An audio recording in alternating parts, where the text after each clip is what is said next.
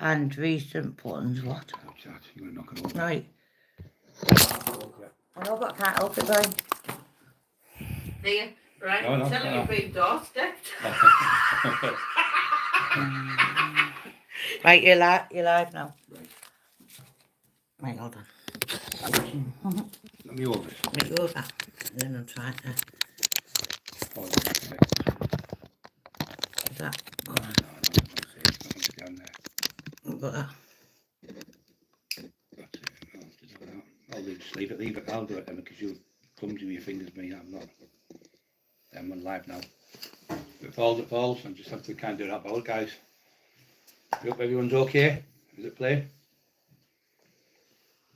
Not playing, is it? Yeah, it's people Oh, on is it? now. People on. I can't really comment. I can comment, sorry. I can't.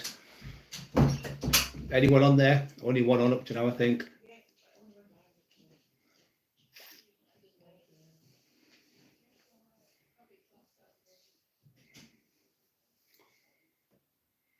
I don't know when he's on yet. Rich Steve Biscuit, can you hear me, everyone? Yeah, of course, if you can hear me, put a thumbs up for us, because I've been raided this morning by the police. 3 units of police came, raided me this morning. The horrible little fucking Chucky doll and his wife have made statements against me again, more lies, and had me raided about 8 o'clock this morning, maybe a little bit later. Was in bed asleep, first good sleep I've had for ages, and he's made a lot of shit up about me saying this, that and the other. And so when I was I had to go to the police station. They came, 4, 5 come upstairs.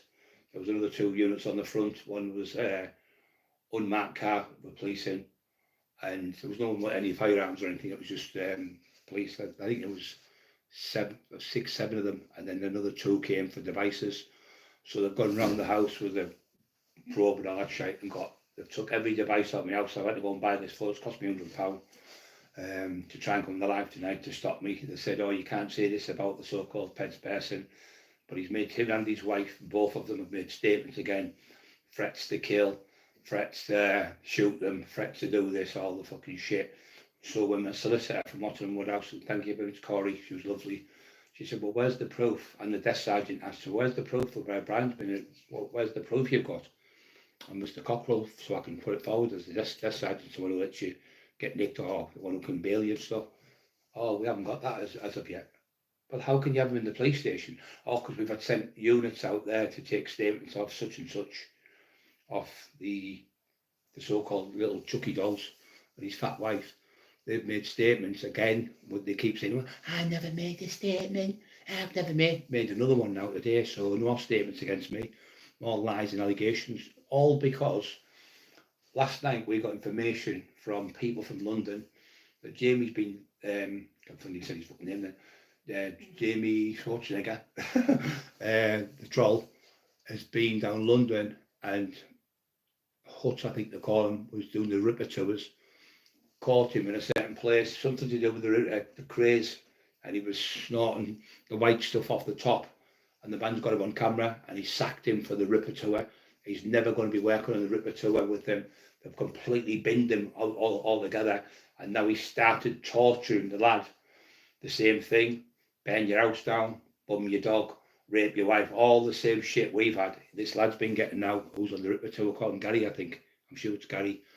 And Gary's getting bullied off him because he's found out what he is. You've seen the videos with him calling me a spastic and a retard and a monk, calling my brother who's got autism, and he's seen the light, and he said, listen, don't ever bother coming back to London, this part of London, because you're not welcome. Now, they fucked him off, in other words. So because we laughed at him last night, he's come on raging because his Ripper tour is finished. He's going to have to find another Jack the Ripper, guys. He's already solved one, so I think he might go now to America and try and solve the fucking Zodiac killer. It's about the only thing he hasn't done. But when I told my solicitor that this man has the ghost of a certain person coming to visit him, she went, you what? You've got that on video. I said, oh, I've got it, where he's talking about the ghost comes to his house, tells him what to type. He types on there. So this should be brilliant. Imagine this Crown prosecution getting this. She said, also, I said, he's the dead person comes to his house, rings the bell in his house, but he hasn't got a bell. She went, oh, this is marvellous. This is a dream for somebody like me now, you know this. So she's the hardest charge in the world is threats to kill. It's the one very hard, the most hardest charge in the whole world. Because how many times does somebody say, where's our Stephen? If he doesn't, I'm going to phone kill him when he gets in. And you can change the narrative in different ways. There's that many ways you can say it. It's the easiest one in the world to get people off with because it's the hardest one to prove. Unless you had a gun or you had a knife and you were saying, I'm going to stab you, I'm coming to your house in the morning, you give them the address. Now, how can I go to the said person's house when the police have put him in a police safe house? Yes, a police safe house is in hiding out the way. He's done this to multiple people. He's had about 27 people arrested in the last 3 years, and everyone's had no further action. I've been in 7 times, Emma's been in 4 times, Teddy Dixon's been in 4 times, Cal Walker's been in. He's had them all arrested, and every single one, everyone out of 27 people have had no further action. Went, wow, absolute marvellous, she said. So this proves he's a compulsive troll, and all these other people he's had done, like Marie Howarth and all the other people I said, they've all been done and they've all had no further actions because it's just pure lies he's telling about people. So today, the evidence they had on me, they're supposed to have had on the computer, the so-called troll, the ginger fucking doll, the little Roman, being caught down there, having that stuff banged to rights by the man who does the Ripper tours, sacked him, not last night, the night before I think it was, but he came out that he sacked, no, sorry, lasted last week, but he came out last night, he sacked him. There's no Ripper tour. How do you like them apples, eh, Chucky? How do you like them apples? You thought I wasn't going to come back, but I'm back. Like the fucking Poltergeist video. So you've tried again to put my channel down. You'll never stop me. I was stood on the front like that. When I went in the police station, I thought, hey, Brian, hey, big fella, hey, Brian. Every cop knew me in the place. One young kid said, see that man there? He said, I was really depressed and everything. He said, he saved my life, that man. He's doing more than what the government's doing for people for mental health. Him and his wife are brilliant. I listen to him all the time. Stop me getting in trouble. And stop me being depressed. And he got me out of the depression and everything. That man saved my life. Then another kid comes, hey, Brian, all right, big Brian, how you doing? I watch all your podcasts, they're marvellous. I said, so if you remand me to home, how do you seriously think I'm going to be bothered if I get remanded to my own jail with all them people, probably 900 to 1,000 prisoners in there? I all think the world of the tax man. It was all, and by the way, Borough Lass has just stopped us today. She's come to see us to give us support, which is nice. I remember having a little chat. She's a nice lass, I knew her in the old days. So these people who try to put me down have never been gangsters, they've never been villains. They don't know how the law works, so they just to try and do what they can do, throw mud at walls as much as they can, see if it sticks. You know, low-life fuckers. But this is what these fuckers do. When you're beating them, they go running to the police, and the police help them, because if it was anyone else, the solicitor said they wouldn't have even been charged with this, they wouldn't have been brought in, because you're Brian Cockerill. And because Brian Cockerill's known as a gangster, known as a villain. Eddie, have you had part of this? Have you been involved in this? You fucking slink. Because you've been putting videos up and calling me, haven't you, again? So I wouldn't be surprised if Mr. Elwood's been putting statements in, but through the back door, oh, I don't want to make statements, but he's starting to shoot me, I don't want to do this. But it's funny how he's come along, and all of a sudden Eddie's known for doing this, and all of a sudden I'm getting fucking arrested by multitude of police. It wasn't multitude, it was like, I think it was 4 or 5 coming in the house. There was 2 outside in an unmarked car, but it was like a Jeep, you know, the like American Jeeps you get, like rednecks have. One of them was like a silver colour.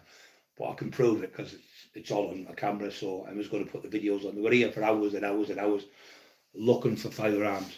Looking for firearms, Eddie. I thought you said I was a so-called self-professed gangster. No, I was the real deal. And that's why the police, when they take a threat, when they said, when a threat comes from Tom Cockerill, we're not bothered, but when a threat comes from Brian Cockerill, we have to take it with seriousness because of all the things in the past, Brian. So that's why we're here. If it had been just a normal person, we wouldn't be here. But we know the threats that you say sometimes, obviously, we know you've carried them out. So we have to do this. This is our job. I said, I understand that. But a certain person said I wasn't the real deal in the day. He said, oh, I can assure you fucking were, he said. We never swore, but he said that. But he said, that's why we're here. That's what he said. But I said, look, you're really doing your job. I understand that. I said, but just give me a bit of time to get up and get awake. They were fine with me. They weren't nasty or nothing. But it was really good. When I got down there, the sergeant knew me, and the other one was the corporal, whatever you call them, 2 stripes. How you doing, big fella? He said, you all right? I said, yeah, I'm fine there, Sergeant. How are you? He said, yeah, I'm good. Talking about training and things like that. So it's not the police's fault when some scumbag puts lies in and makes statements up. But this fucking vermin How many more times do you have to listen to me before you realise this fucker never stops making police statements to police and grassing people up? He starts throwing mud at you, gets you riled up, you start losing your temper, and you say something and like you lose your temper a bit, and he goes running to the police. And it's funny how the big man, the big Dorman man, the whole house was being, the house was wrecked, ripped my fucking house to pieces, going through, not going on walls with metal detectors and all fucking sorts of shit. That's because I was the real deal in the day, and they've looked in the back garden of the pond and every fucking thing. They've been everywhere, in the lofts, everything, in all the bedrooms. Wonder if they found a growth up there. There's all my plants growing there. There's another little shit to come out with. He's got growths all over his house. Well, they've been in the loft, they've been in every bedroom, they've been in my garage, they've been everywhere. You fucking moron. So, Chucky doll, I don't give a fuck. I don't give a fuck, you silly cunt. You can put me in jail, you can put me in Alcatraz, and I'll still come on and do a fucking live. You can put me in the middle of the fucking North Sea, you can put me on a fucking oil rig in the middle of nowhere, and I'll still survive, because I'm a survivor, I'm a fighter, I'm not a coward, I'm not a snitch. I don't go around making statements against people like you do. As soon as you get a little bit of heat, you're right on that fucking phone. You love, your fingers are fucking, your numbers, you've got speed dials on your house, you've got cameras all over your house, you grasp people all the time, your life is shit. People look at you in the street and fucking can't. The lad said today, he said, Brian, he was in such and such, he was talking, he said, he got battered a couple of weeks ago in Middlesbrough. He said, everywhere he goes in Middlesbrough, I know for a fact people are beating him up. Everywhere he goes, he's getting chased. And this is not me saying it. He said, if everyone loves you, Brian, we all love you. The kid was talking, the coppers were listening. They never did know, but he was getting out. He'd been in the cells all night. And he said, yeah, everywhere he got battered. He said the pub, I can't remember now what it was. He said he got filled in about 3 weeks ago in a pub in such and such. He said, everywhere that man goes in Teesside, he'll be chased, Brian. He said, everyone loves you, mate. He said, what you do, your wife is amazing. How many people you've saved from committing suicide, how many people you've helped in the army. My brother's in the army, he said. And he listens to your stuff and it's helped him. 20 years he was being poorly. And my brother now starting to come out of the house because of your podcast. So it's amazing because they let us talk to each other while we were waiting to process. But yeah, the sergeant said, yeah, there's no proof at all. So we went for the statement. They went, we're going to do a statement.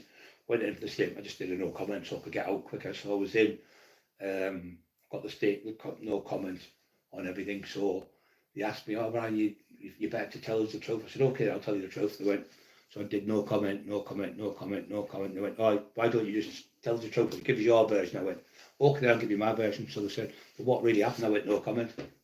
Fucking raging, got a pen ready to write it all down. So I went, no comment.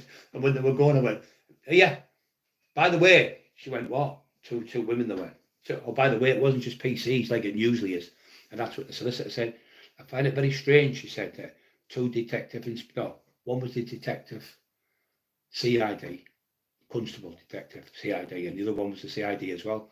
She said, I find it very strange because 99 times, well, 100 out of 100, she said, I've come to malicious communications, things like that, she said, and every time it's just it's like two PCs, like a woman and a man or something.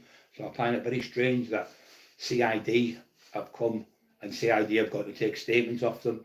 It's like the police are telling them what to say to the family. He said, but the next one you do, Brian, next time you'll be in home house. I went, I tell you what I do, Sergeant, charge me now, put me in home house today.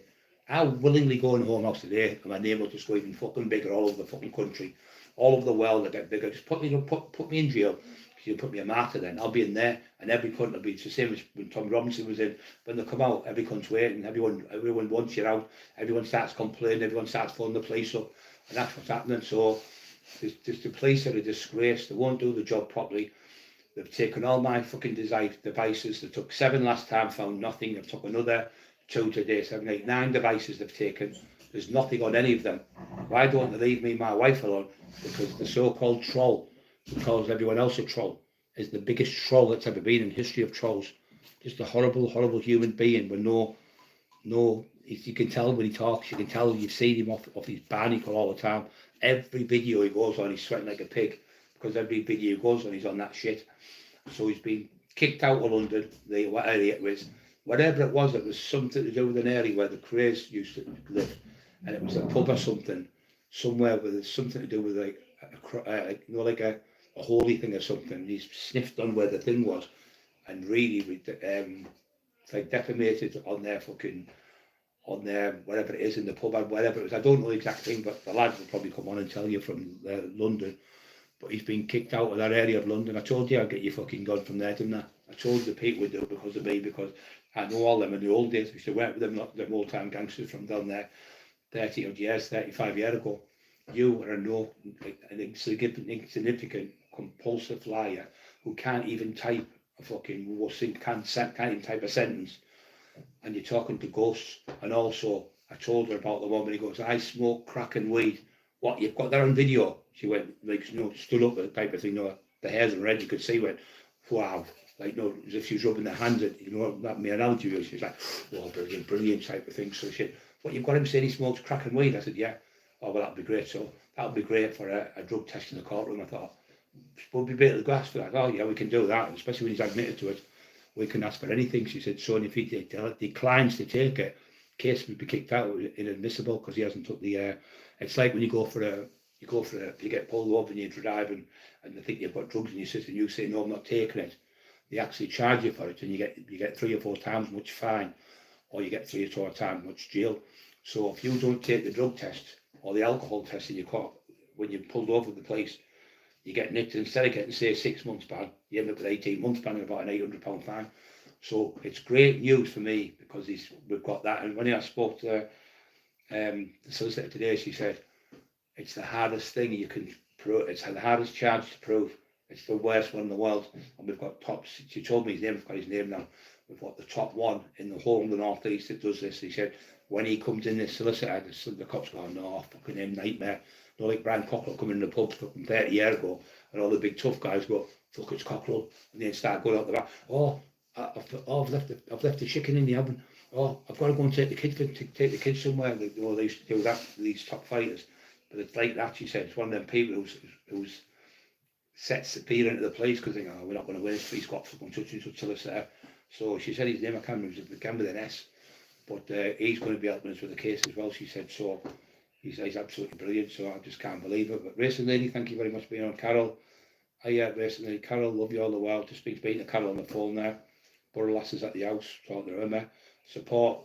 I couldn't come on with my proper computer because the low-life bastards got my computer taken. He's trying to shut me down because what I'm speaking is the truth and it's killing him. But the thing is with me, I'll never give in, no matter who it is. I'll keep fighting tooth and nail to the end. I'll never give in with these maggots, torturing people's missus like Lee Duffy's partner Carol, torturing people, Marty Turner, torturing Teddy Dicko, torturing Kevin Kilty, torturing myself, torturing Bobby, my brother, torturing my wife, threatening to kill my dogs, threatening to burn my house down. We've got the proof of it as well. We've got 9 people made statements. The statements went missing when they went to the police station. How can 9 statements go missing in this day and age when you're fucking dealing with electronic devices? Just fucking disgusting. And there's no such thing as grass in the grass. If someone's making a statement against you, you have to make a counter statement back, or you're going to go to jail for something you haven't done. So you're they're pushing you into that corner when they're saying you've done A, B, C. When you haven't, you have to tell them you haven't done it. If you don't, you could end up getting 5 or 6 years for something you haven't done. So you have to do a counter statement. Because we made a counter statement, that's how we got off. Because when they looked at it, they went, well, where he was in here. He can't have been there. He can't have been this done. He can't have done that. So the time that before they did it, they haven't charged me for anything still. And as I've been charged, they said, we still haven't got any evidence.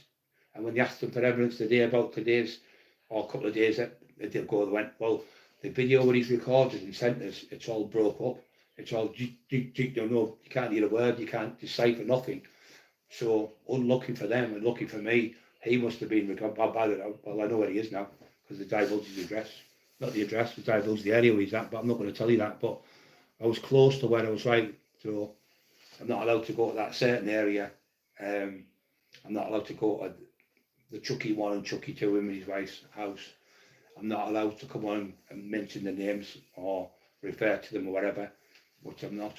And they're devastated, they sat there. But more and more people now that know the police informers, this is what these have been doing, these vile, disgusting informers, been getting moved into different villages, all to other villages that, by the way, moved into villages in North Yorkshire areas, all over North Yorkshire. He keeps getting moved all just outside Middlesbrough, where his police handler is. He's known. I told the I told the solicitor he's a known paid police informant. He's been doing this for over 20 years, putting people in jail, getting people locked up, grassing on people, and then moving on, and then getting another safe house. So I'm in my house still here, being firebombed, being arrested twice by the police.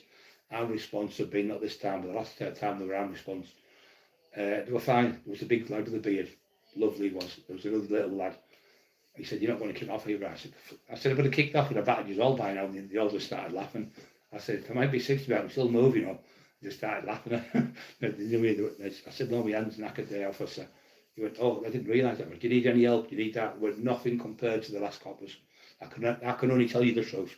There were nothing as bad as the last one. There was 4 or 5 in my bedroom, one on the door. And he'd go to the toilet for a wee. He said, "Yeah, of course you can." I said, "But he said, I need to, just the door's open." I said, "Yeah, it's okay." Nothing like the other ones where they wouldn't let me go to the toilet or anything. They were really nice.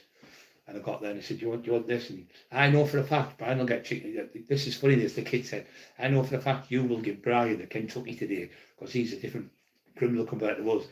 Anyway, he was wrong. But when I got home, what do you think ever had in the house with me, a Kentucky?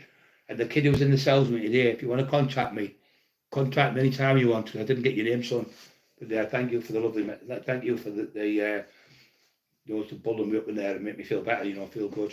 It was nice. There was 2 different kids in at the same time as me, and they were talking about me and saying, "You've helped my brother and you've helped me," and things like that. But it's nice to know that what we are doing is helping people. And the cop said to me, "What was he on about there, Brian?"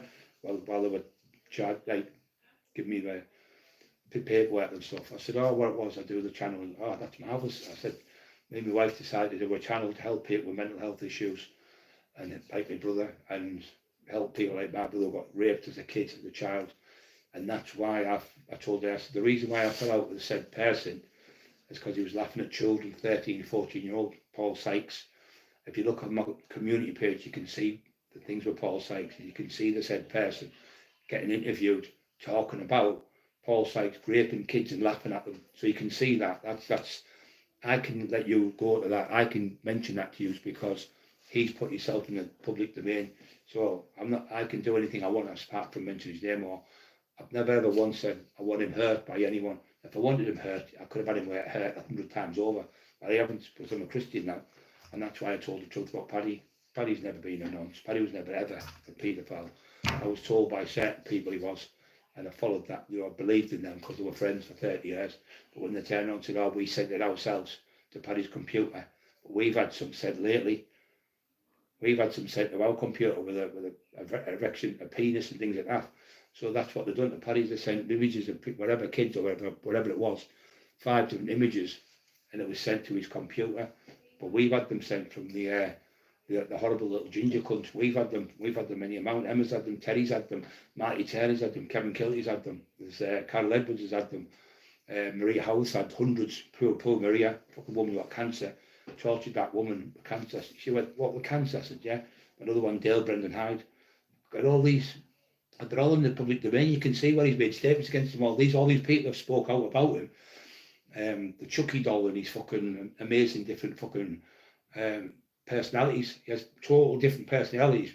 1 minute he's Paul Sykes, then he changed it to somebody else.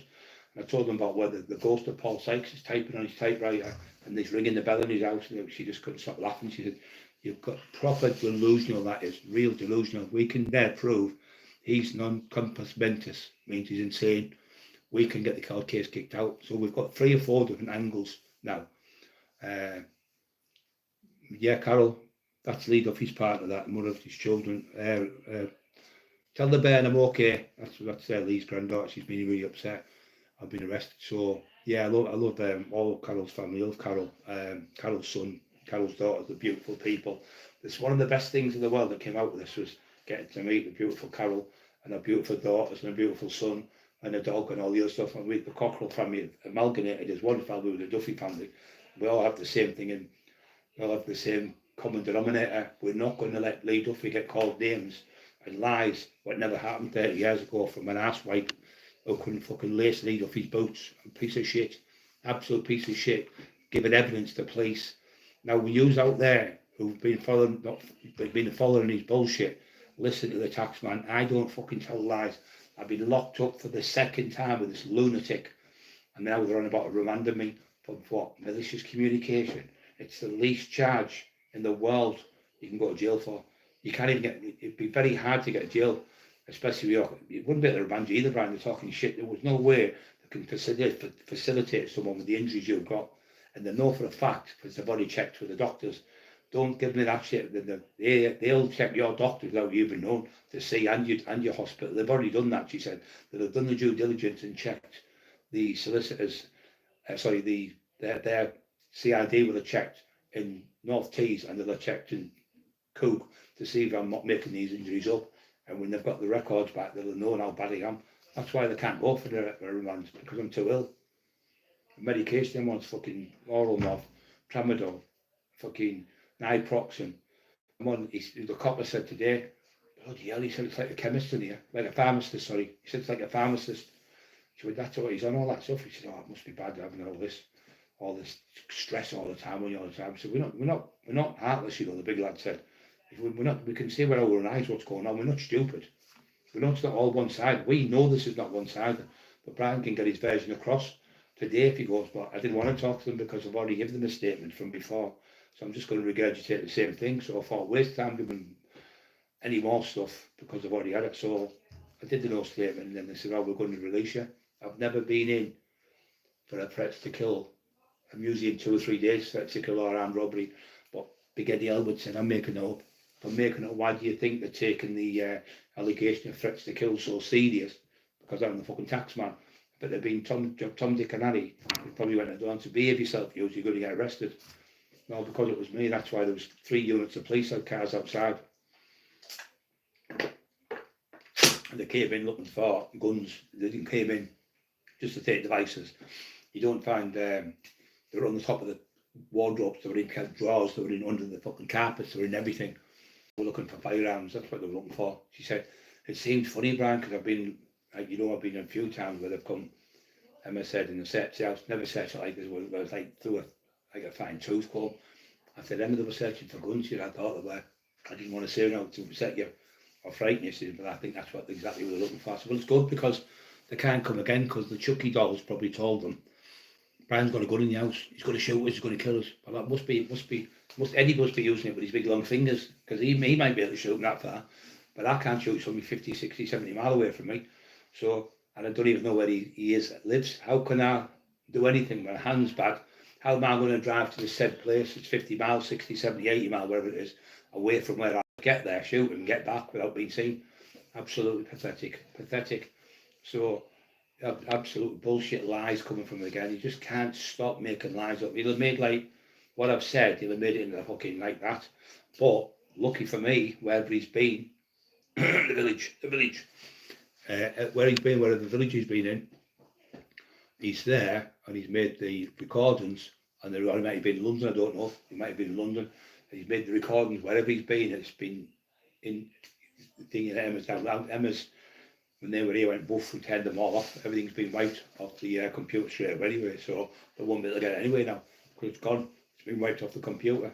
So unless he's got it, the computer Emma's had, when she was here, she'd download, when they took the big computer, she just went boof and took all the stuff off what I was supposed to have said, just to be safe than sorry. So there's nothing on there now, so they can't get it now anyway. It's gone, it's been deleted. We've got codes me there, we'll say certain things. And I said a certain thing on the stairs to her, and she knew exactly what I meant. We've got codes for saying things like, oh, don't forget to get Eli's parcel for his, or don't forget to get Eli's medication, so it'll be like something like a code like that, and she knows what I'm saying. So she knows that'll be like, wipe the computers, or don't tell Tommy Jenkins about such and such. That'll be like, phone my sister and tell her. I've got those different codes for different things, but she knows that nobody else knows. So I'm a fucking expert in this. I've been doing this since I was a kid, and I still haven't been caught for all the murders and the kidnappings, the shootings, and the drugs, the fucking everything. Cleveland police, they'll never catch me because I'm too clever for them, far too clever. I never have divvy cunts who shoot bloody phone. I'm saying bloody phone. Yeah, it's all gone. And we never laughed so much in a long time. Didn't watch the last night. Great entertainment, bro. Yeah, it was excellent, mate. It was excellent. Yeah, it's funny as fuck on it. The shit houses. So what they've done is, because they can't take, what they're giving me and threatened, now my wife's getting threats, doorsteppers, going to put videos where I'm supposed to be having affairs with this one. We've had that for 5 years. We've had all that for 5 years. It hasn't fucking swat for looks back. Everyone knows it's shit. Emma's never away from this house. She's had more affairs than fucking, I don't know. Fucking hell, there must be 25, 30 Emmas. They keep coming out the same stuff, and it doesn't bother us. They're trying to split us up, trying to break us up by saying this, that, and the other. I could come on and tell certain things about a certain person who's opening his big blabber mouth about people in London, about the club there, the dance club. Do you want me to come on and talk that and talk all about your missus, do you? Shut your fucking mouth, you divvy little cunt. You know what I'm talking about, little gobshite. Couldn't fight, sleep, you daft little cunt. Can you remember when you sent your mate down, you had one of them things? I won't say your name, and do you remember what was in the bag, the Kia stuff? Yeah, sent them with my house, didn't you fucking little crank? Jimmy Cranky. Yeah, let me tell that, tell a story on the internet, gobshite.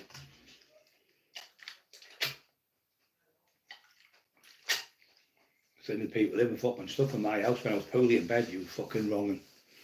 Well, I got raided, I got 20 fucking years at my ass. But something wasn't even mine. It wasn't even mine. You know. Self after this. Peter the Box. Hey Peter, you okay, autistic man? Love you all the well. Activist and love you too. Hope you're okay, Peter. Yeah, hope you're okay. 195 people on. I think it means there. So yeah, amazing. So this is what happens when snitches make things up about people, and people come on and tell the truth. You get massive views, and the snitch to go, what a dirty low life cunt he is, whoever he is. What a dirty fucking low life, horrible fucker you are. Getting an old man, 60-year-old nearly, fucking virtually paralysed, trying to get me remanded to home house. But if they did, I thought, it's even better for me to go home. I said, do you know what, why don't you just charge me today and remand me to home house? Get me, he said, we haven't got no evidence to charge you. We haven't got nothing to charge you. We're leaving you, giving you bail now for 3 months to come back. So I'm on bail. I'm on under investigation for fucking threats to kill and what was it? Which is all made up shite. And then now I'm under investigation for threats to kill and dual arm and distress of a Chucky dog. All that was trying to get the dogs in. The dogs are vicious and going to bite me, and these dogs are going to bite me. I was joking when I said, I know it would look well on, say, Tommy Smith, a Rottweiler. I know it would look well. It was a joke with Eli, you know.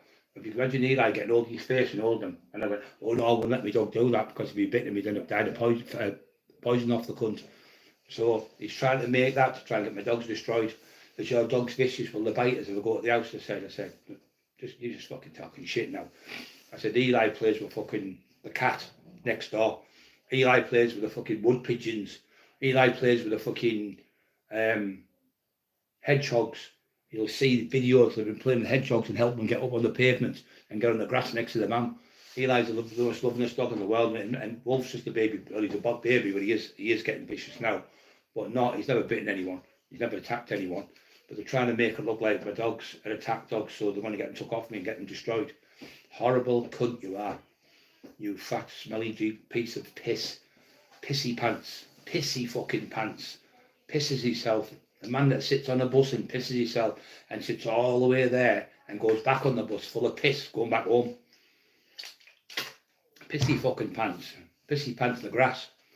Barry Sherbert, you alarm and distress. Yeah, fucking joking at me. What?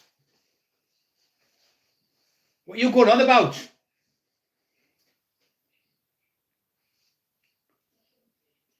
Quality, yeah, mate. Eli and the Wolf, yeah. Smithy, how you son? Hope you're okay, Smithy. There's the man who knows me from in the day, from Stockton. Him and Cheryl, hope Cheryl's okay. I love you both. I'll come and see you soon, mate. Shut up, you divvy. Yeah, so yeah, Sneefy knows me in the day with all the Wrecking Crew fights and the shootings at the Coliseum and all that fucking shite. He was there. He lived down the road from us. He lived just down the road in Stockton himself. He used to be in the nightclubs I used to be in. What are you going on about? Yeah, would you shut up? Fucking do me head in, you are. Fucking shocking shit she is. Get on my nerves, trying to do a fucking live shouting over the top of me. Yeah, so yeah, I mean Sneath used to come to the clubs when I used to have the raves and that. Top 106, can you say this tongue-twisted Betty bought a bit of butter, but butter Betty thought was bitter. Yeah. Can you hear the one where the man dresses up as Beryl? My name's Beryl. Fuck off, Beryl. Beryl. Hello, Beryl. Shut up, Beryl. Put any more things on that, I'm just going to terminate it.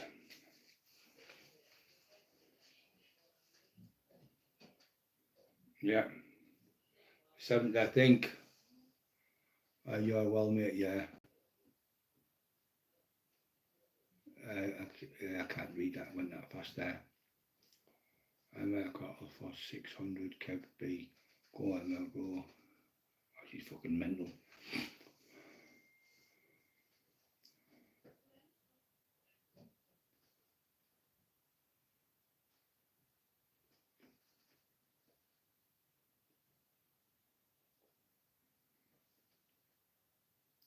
Everyone okay? Yeah, just the gates. Yeah, they can't handle it, see. They've tried to get me locked up now, remanded to home house twice. Twice it's failed because there's no evidence whatsoever to go ahead with the case. The cop said all the 7 devices you've got, we haven't got anything on them devices to go ahead with the court case. There's not even not one single phone call. There's not one single text what we were told off the so-called Chucky doll. Obviously he's made it up. So that case to me is going nowhere. So this is a different case now.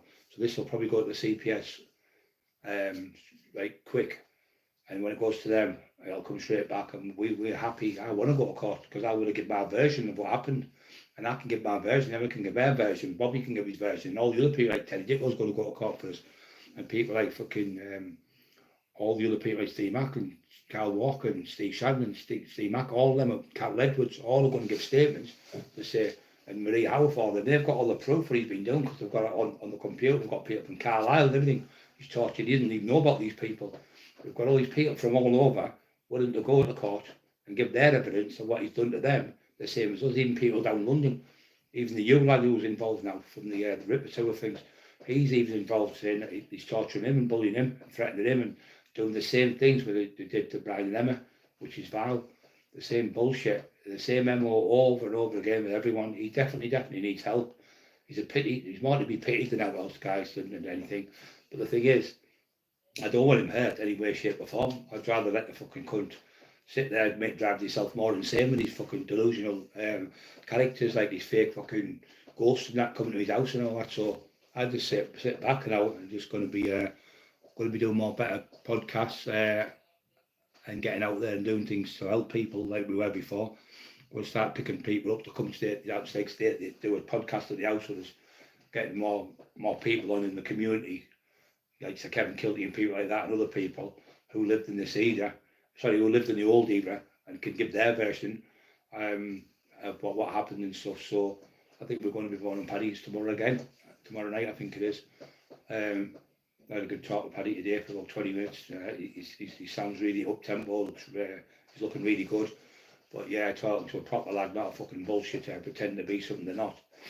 He was the most wanted man in Great Britain. You just have to look at the archives, the papers, the same as me. I was never the most wanted one as big as he was, but in my area I was the biggest name ever. And that's why I'm the biggest taxman of all time, the biggest enforcer of all time. But the Chucky Doll's the biggest police informer of all time.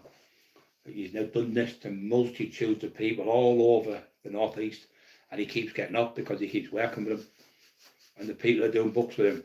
I feel sorry for him because he's so good at integrating, calling people and making them think he's a goody. And then when it comes to getting paid, you get ripped, and then what he does, he'll move to another village. It's the same MO, he's got to another village now. So that's what they do. They keep moving to village. Obviously because he's a village idiot. He has to be in the village to be the village idiot. So I don't know about big long fingers, but it's funny how he's come on. I've been charged for threats to kill and shoot people, but they've found no firearm in the house. They've found no knives in the house. They've found no weapons in the house. So therefore, there's nothing there to charge me with. If there'd been a firearm, or there'd been something else, or I'd been charged and remanded, I know whatever, but there's nothing at the house. Do you think the taxman need to sit in the house with a handgun or a shotgun? Have you got a shotgun now? Have you got a shotgun licence? I went, well, how can I have a shotgun licence if I haven't got a shotgun? You that cunt. Not the woman. Are you fucking divvy? So have you got a shotgun? Have you got a shotgun license? I went, no. Have you got a shotgun? No. She said, have you got a shotgun? I went, no. She said, have you got a shotgun license? Well, how can I haven't got a shotgun? How can I have a fucking license? You mental? Fucking mental. Out the depth of where they were like 25, 30-year-old police officers. I've been doing this before, 30 years before, 40 years before you were born. 30 odd years before you were born. I said, do you need the codes of practice? I'll read them. I'll narrate them now off the top of my head if you want them. The sign saying, believe me, he knows the codes of practice. But they were okay. The CID were alright as well. They weren't horrible. They were just doing the job, but obviously different kettle of fish talking to me and talking to just fucking somebody's shoplifter or something. Different level of intelligence compared to them. Neil O'Neill, community clean, respect, hanging on, respect. Ryan, Yes. Mickey, Nipper from Broughton's on, is it Ripper from Broughton?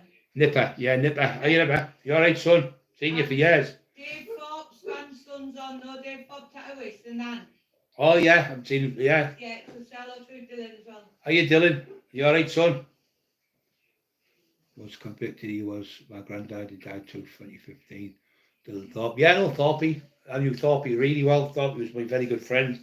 I was actually at Thorpe's just before he died, and he actually told me a story. I'll let you know. He said, "Can you remember the other fight with that big gypsy about 6'6", Brian? When I can't say his name because he's still alive."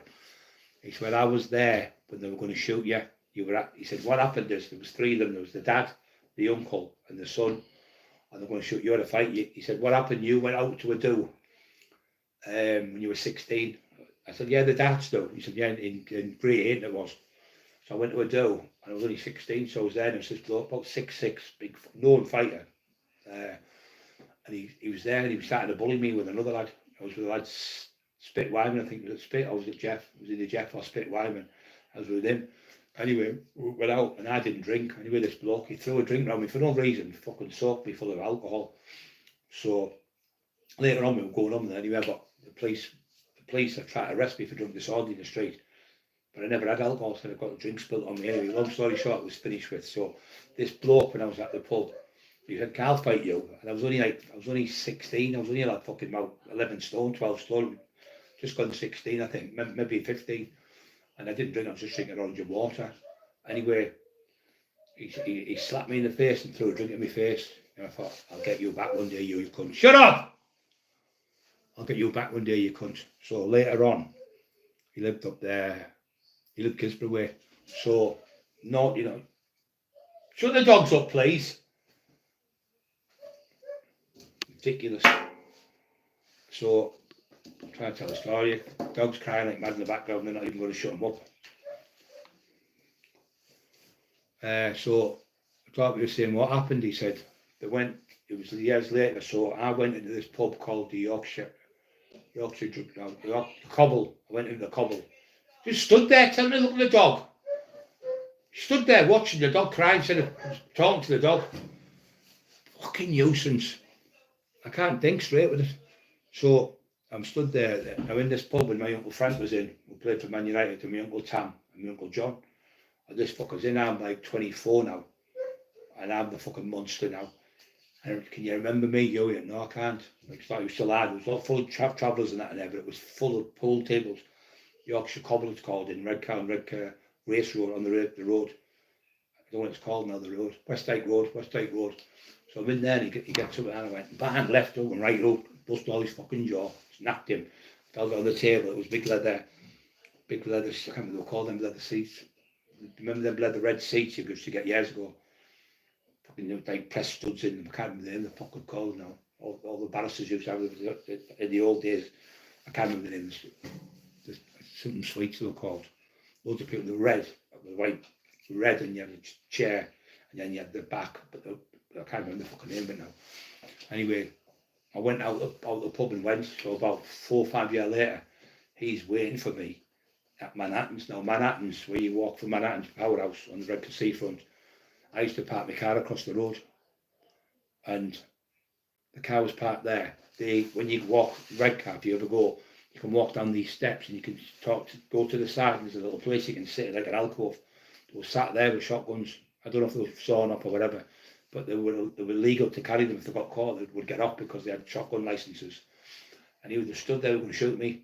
So then all of a sudden I come out, Lee Little was in front of me, Mally was in front of me, and as I walked out to see me, he went, oh, what if it doesn't go right? What if it? And he made the bottle and they shit themselves. So they ran, hid behind the wall like that with the guns, and waited till I went. And he said, I'm telling you now, Brian, but I haven't got long to live. So when you go to Gisborne, you could go to the right-hand side, or you could go left to Thorpe's. So you go left and then right again up the bank the lad who's on. I'll tell you, I'm telling the truth. So you go in, I used to go in, and he had a caravan there with his daughter and his missus, and I know them really, really well. And he told me that story. He said, I wouldn't tell you because obviously I wouldn't like to get about. I never told these other people I know about, but that really happened. They were going to shoot me with the fucking shotguns because I beat him in a fight. Years later, after he smacked me in the face and fucking slapped me in the face and threw a drink around me. So all them years later, when I was 16, I was 24, so it was 8 years later, I never forget. You remember that, Chucky? I never forget. It might take me 20 years down the line, but I always pay my fucking debts back, believe me. Believe me, you cunt.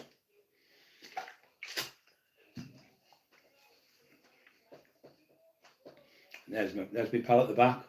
Tina Shaw's dad, Roy Shaw, legend he was. Proper man him.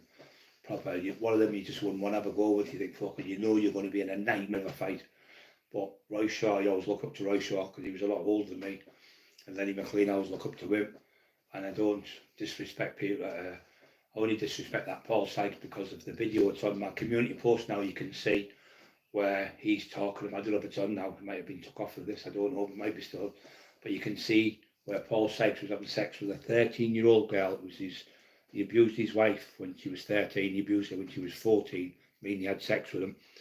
And then later on, he was sleeping with 13, 14-year-olds having threesomes. But this certain person who's writing books says it never happened. It's all in Cockerill's head. But no, it's in the Wakefield Gazette, or what we call it, Wakefield newspaper, where Bernadette Featherstone, or Bernadette Featherstone or something, prosecutor at the magistrate's court found Sykes was had done for 25 offences in 3.5 months. One was threatening an 8-year-old girl as he came out the bus stop and he was peeing on the floor and she seen him with his thing out, and the man was crying to try and shade the daughter from his penis, and he said, "Shut her up or I'll fucking kill her, I'll fucking kill her," he was shouting. He got caught in that I Spy camera, what was used in evidence in the court. You can read it because the letters on there from the newspaper I put on for people to watch. Because a lot of people think I'm making this up about sour grapes. No, we do sour grapes, it's the truth. So he was convicted of 25 offences. The other one was urinating in the street in Bob the Builder's playground park for 2, 3, 4, 5-year-old children. He was urinating in there, and he's been seen on there on several occasions. Meaning every day he was going out and pissing in the yard where the kids could see him with his thing out. 2, 3, 4, 5-year-old kids with their mums and dads. He was doing that. And he was also done for spitting in people's faces, like going and spitting in their face. He was also done for getting people to stand on the pool table in pubs and say, "Sing Hickory Dickory Dock, I'll break your jaw for you." And he done that for years. So in the end, what they've done, they put a petition up for about him. They went to the courts, they all signed it, and he was barred out of Wakefield for 2 years. But that wasn't enough for him. He didn't even stay at Wakefield for 20 minutes. He was back in Wakefield 20 minutes later. The police arrested him again. Said, "You need to be put out the side the city gate or wherever the city perimeter." They put him back out. He came back in and he was nicked again. So they then decided to take him to court, put him in the cells overnight, took him to court the next day, and said, "As of today, you've been given a custodial sentence for 2 years for breaking, not once but twice, the what's it called? I can't really call them fucking orders." It was one of the very first orders he got. I can't name the fucking thing it's called now. Fucking hell. It's an order when you no kids fucking kick off and stuff. I can't remember the name of it now. Just can't remember the name. And then I told the story where Lee Duffy offered him out in the court in Durham jail, but he said I was making that up. But when you look on the Jimmy O'Neill show, he talks about Lee Duffy offering him out not once but twice, but Lee only offered him out once. But he tried to embellish everything. So he's a compulsive liar. He's a cheat. He's just a horrible man who makes lies up about people who are dead just so he can fill his pockets with money. But what's happening to you now is you fell to pieces because down London you've been caught on that tip, whatever it is. I'll find out for you, and I'll get the man to come on and tell you the story. and it won't become from me, it'll become from him. But the Jack the Ripper too, he's supposed to have solved the Jack the Ripper murder, which is all shit again. That's what I told her about. That's delusional as well. She said all these things you're telling me makes it good for us because this is the cravings of a grand delusional man, and we can use that. We can use it against them, which is great because it's not you saying it, it's him saying these things. So it proves he's doing it. And when he says, I smoke crack and weed in London, it's fucking brilliant. No one can go to court under the influence of drugs and drink.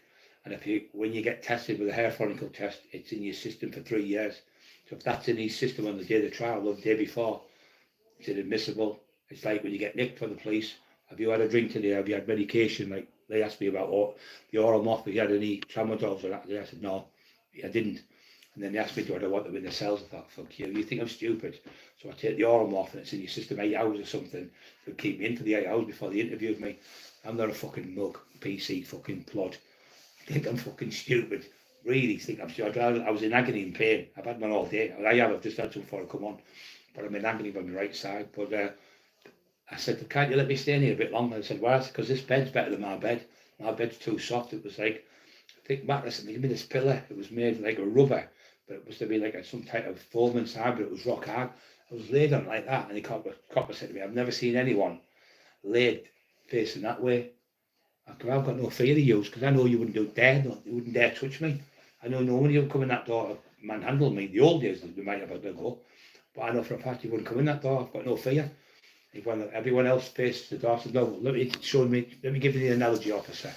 If you're facing the door and the door's locked, you know you're in prison. If you're facing the window and you can see the light coming in, you just think you're in your bedroom. You shut your eyes and close your eye and you feel like you're in your bedroom. So you paint that picture in your head. But when you wake up and the man comes to the door every 2 minutes and you see him open the latch and look it in and open the latch every 25, 30 minutes, then you know you're in jail. Even though you know you're in jail, because you're looking at the light, it takes your persona away. You just see the bang. You just think it's like Eli's banging the door or something. So I put myself into another place when I can do that with myself. It's like when I'm in pain, when I'm fighting over a broken like nose or a broken cheekbone. You just put yourself in a different dimension where you're somewhere else, but you're fighting for your life, and that's what we've been doing. 5 years this has been going on because we beat you in a court case here and you can't handle it. I mean, I've ruined your fucking books. I've done everything, and now you've been ruined, and everything you've done has all been through the ching chong. It's all been the ching chong Charlie, man. That's what's ruined you, and all the diazzies and all the other shite, Mr. fucking fake author. All the bullshit you've been doing, lies you've been telling to people for all these years, has all come to the top of the cream comes to the top in the end. That's what's happened. I've been telling the truth from day one. I don't like paedophiles. I can't stand them. They're horrible. And I know the people you're writing books about are known paedophiles, and I'm not going to let people get me conned into buying books when I tell the truth about them. I have the right to tell the great British public these people were wrong on the day. Paddy Conroy came out on his podcast tonight and went, everything Brian's saying is the truth. Every old school gangster, old school lag knew what Sykes was in the day. Big, horrible, professional, horrible man who got people to have sex with him and frightened them into having sex with him. Horrible, known by all even the Scrooge knew what he was. Yeah, Jack the Ripper was the Middlesbrough chief superintendent. Yeah. We don't know where he's from though, Barry. We haven't got a clue where he's from because he's kept that information. He might be taking that to the grave with him. He might be sharing it with Jack and Jimmy Savile and Delroy Showers and Dennis Flynn, all wrong-uns on his page. Fred West, Rose West, looking Buffalo Bill, the one who made all them women in the film where he got the dress. Maybe that's why he dresses up with his wife's clothes, I don't know. Just a weirdo, complete weirdo. Inspector Clouseau, Barry. Yeah, he's mentally deranged, but the great thing is, she said, if you've got all this proof, I said, oh, Emma's got 12,000, she said, yeah, 12,000 videos, about 4,000, 5,000 videos, and about 7,000 to 8,000 of constant threats to bum the dog. Bum the dog? I said, yeah, bum the dog, rape the dog, rape my brother, burn the house down. Can you prove? I said, well, we've got a lad where he says to him, the fake one, I want you to phone Brian up. We say, I've got his number. He said, well, he's his number from the fake one's computer to us, the other lad's computer. Simon Ambler from Wake. Because Wake wouldn't have got to court and give evidence. Phone Brian up. He says, well, I haven't got his address. This is his address. He gives my address out on the line. You can see it, and it's been all recorded by Simon. threaten him, offer him out, and be deadly serious, go to his door, and he says he'll be shitting himself, as I've got two lads to threaten him. So Simon put the phone down, decided to come back on. I'll put it on the night for you to come watch it. And Simon put the phone down and he went, it's not right this. He said, it's a joke between me, Brian, and you. He said, but Emma doesn't know. So he thought, something's not right this. So anyway, he looked into it and he said to him, what did you get them lads to say to Brian today? He went, oh, got them to threaten to burn the house down, he, laughing on the phone. And you can hear him clear as day, his voice, so you can see his face. And you can see all the numbers like Terry Dickles, Joe Lippos, Dale Brendan Hyde, and all them, my number and other people's number in the Middlesbrough area. So we know it's him. You can't say somebody else got my phone and did it, because he's talking off his own phone. And you can see his photo of himself on the phone as well. And then we've got another one, which was Carol Edwards come forward. She told the truth. He said, I'm going to come round your house and double barrel you. And Carol went, well, she thought it was he was pretending to be Terry Dixon on the Terry Dixon page because he had the admin of the books. And they tried to threaten the Carol. So Carol's son said, here, you fucking leave my mum alone, you. He went, I'll fight you anywhere you want to make me. Where's your knife? Like he did with me. Oh, by the way, fake one, where's the police today with the knives, the threats to the kid? None. He asked him that today. I said, where's the allegations where I threatened the son with the knife? He went, what allegations with the threat of the knife? He went, no, another one. I said, yeah, another one. He said, I've threatened her with a knife now. There's no child on the indictment. There's no child in the bail conditions. There's just him and his wife. There's no child. There's no running down the street and all that statement where you're getting charged for. It's all made up. It's all lies again. So he's pretended that the police have took the statement off him. His wife's seen me pegging it down the road and she's got video evidence of me and all that shit. There's nothing here, Brian. There's nothing like that. That's why we haven't. That's why he's still on release or investigation. We haven't got one bit of evidence. Even the videos today have got nothing on. You've just said, but the officers have said, the CID, we haven't got no evidence to charge you. You'll be bailed. I think they're going to bail me. Going to go up. See, they're going to go to court, which I wanted to go to court to prove the whole fucking world what this last wipe is. And I have the right to stick up for me and my wife, which I've been doing from day one. I have never once threatened him or his wife or his child. And if I did, they've got 9 devices there. If I did, they'd have found it by now. There's nothing, honest guys, there's nothing from my phone to him saying, I'm going to beat you up, I'm going to do this. I have responded on here like old school, because I can't send emails and shit like usual. I'm not clever to do that. I haven't got a clue, so and my hands are fucked. I can't push the buttons properly. I can use my left hand and I use my thumb. The thing that's why sometimes I get loads of spellings wrong. And it's back to front, some of the stuff, because my hands are fucked. But yeah, I'm trolling him every day, he says, by going on the internet. No, I'm going on there because you're talking lies about me. So where's your police friends now? They're not interested. I could tell in the body language today, when they come and they found no guns in the house, they must have thought, this is fucking getting ridiculous now. I could tell when I got that police station. The last time they come, it was serious, really serious. Today, there's nothing. We're all out in response before and all that, because he told them again he had a gun last time. So they've come again, but this is the second fucking time he said this. There won't be a third time, I know there won't be one. You played your last card, Joe. And I am going to be on your fucking charge for wasting police time and interfering, perverting. I told him as well about the copper, what he's working with. What do you mean the copper he's working with?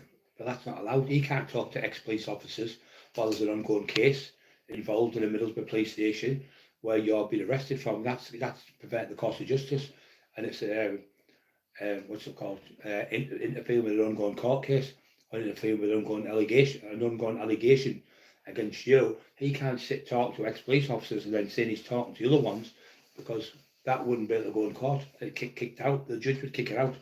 So if that went, if CPS see that, that'll get kicked out straight away. So there's about 6 different things he's fucked up on, saying I've had firearms, I haven't got them. The other one's the one where he's saying that I've got the police, my friends to the police. He said that. Well, I've got about 8 videos where he said his liaison with police officers from the past who tried to nick Cockerill and couldn't get him, but they've all decided to gang together.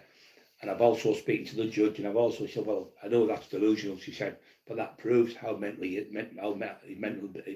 ability of his brain completely delusional. So this is all good news, she said. This is brilliant. She said, like I said to you, saying I'm going to kill someone and doing it totally different now. Like, Tommy, where's our Tommy? He's Tommy, get in this house now. Get your teeth for freezing. If you don't get in this house like Terrence, I'm going to kill you. Do you know what I mean? It's a total different way of saying it. And I said, man, in the heat of I said, you threatened to rape my wife, kill my dogs, cut my dog's paws off, blow my wife's head off. Well, I wouldn't react, especially on medication as well. You've got a cracking case, Brian. They said they've got nothing on you, and they know they went to a judge with that. The judge just say kick it out. There would be no in my mind it would be classed as tit with tat. You've said tit, they've said tat. You said tit, they've said tat. So if you've got all that stuff, that judge will look at that. The Crown Prosecution said CPS. He said, I'll look at that. 10 minutes and he'll just throw it out. You'll get no further action. And if it does go to court, we can't lose because of what he said about Jack the Ripper, the ghost of Paul Sykes, Sherlock Holmes was real. I've seen him at such and 221 Bacon Street. It's a fictional character. She said, it's all delusional. It's great. Delusions of grandeur, it's called. Mental patient. We've already been told by his nephew that he was diagnosed with schizophrenia when he was 6. Whether that's true, I don't know, but that's what he told us that night when Carol was there and Tina Shaw was there and loads of South Bank lads come to see me and support me in the hospital on a visit, and they said he's away with the fairies. That's what he did, that noise. So I've got nothing to worry about because I've done nothing. And how can I shoot someone from a table here? My hands are paralysed. I can't even when they got me today, they had to help me down the stairs and everything to get out to the van. So how am I supposed to get to wherever he's facing 50, 100 mile away and shoot him when I don't even know where he lives? And how am I going to shoot him when I haven't even got a gun? There's no guns in the house. You search the house, there's no firearms, there's no knives in the house, there's nothing. So there, you fell right into my trap. You fell right into my trap. I knew you would. You fell right into the trap. Idiot. So easy to put the cheese out. And he jumps on it like a big, not a mouse, a big rat. So the rat bit the cheese, reacted to exactly what I said he'd do. You watch what he does here. I've straight on the phone and said, I've got guns and everything in the house. And they'll raid the house and nothing will be here. And then they won't be able to get another warrant to come to this house for the same thing again, because they say, wait a minute, you've been twice now. There's no way you can go a third time. The judge won't sign off to it because you have to have the inspector has to sign off. There's no way they'll sign off to it unless they had, like, say somebody had a gun going off or something or whatever. There's no way they're going to come again now. So you fucked everything up for yourself. But there was never anything I did against you. All I did is I asked you for invoices. That was the only thing I did. I asked you for invoices because my first book was selling 600 to 700 books a week, and it was selling like 2,000 or 3,000 books a month. And when I did the first book with you, The Resurrection of Brian Croft, you told me I only sold 37 books in a week. I went, fucking bullshit. I went invoices.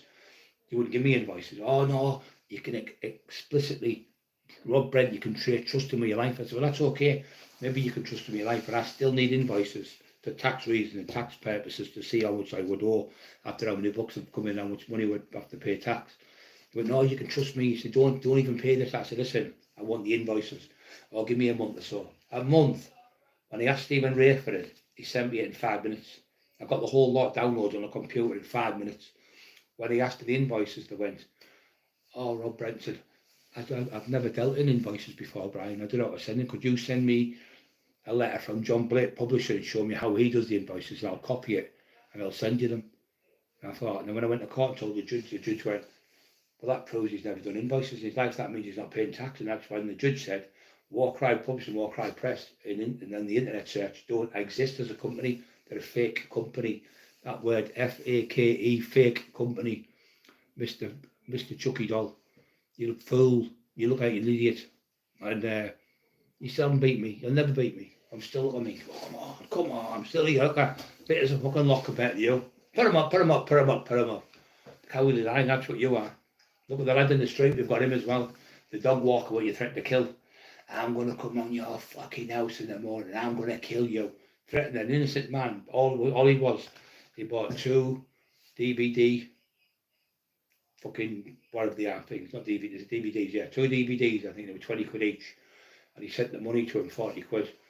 And he said, listen, to the fake one, the bullshitter, you've been sacked by Gary. The Ripper 2 has been cancelled. The Ripper 2 has been, you've got no money now. What are you going to do? How are you going to pay your bills? Hey? How are you going to pay your bills? Because they're writing books on people at Elwood's not going to pay the bills.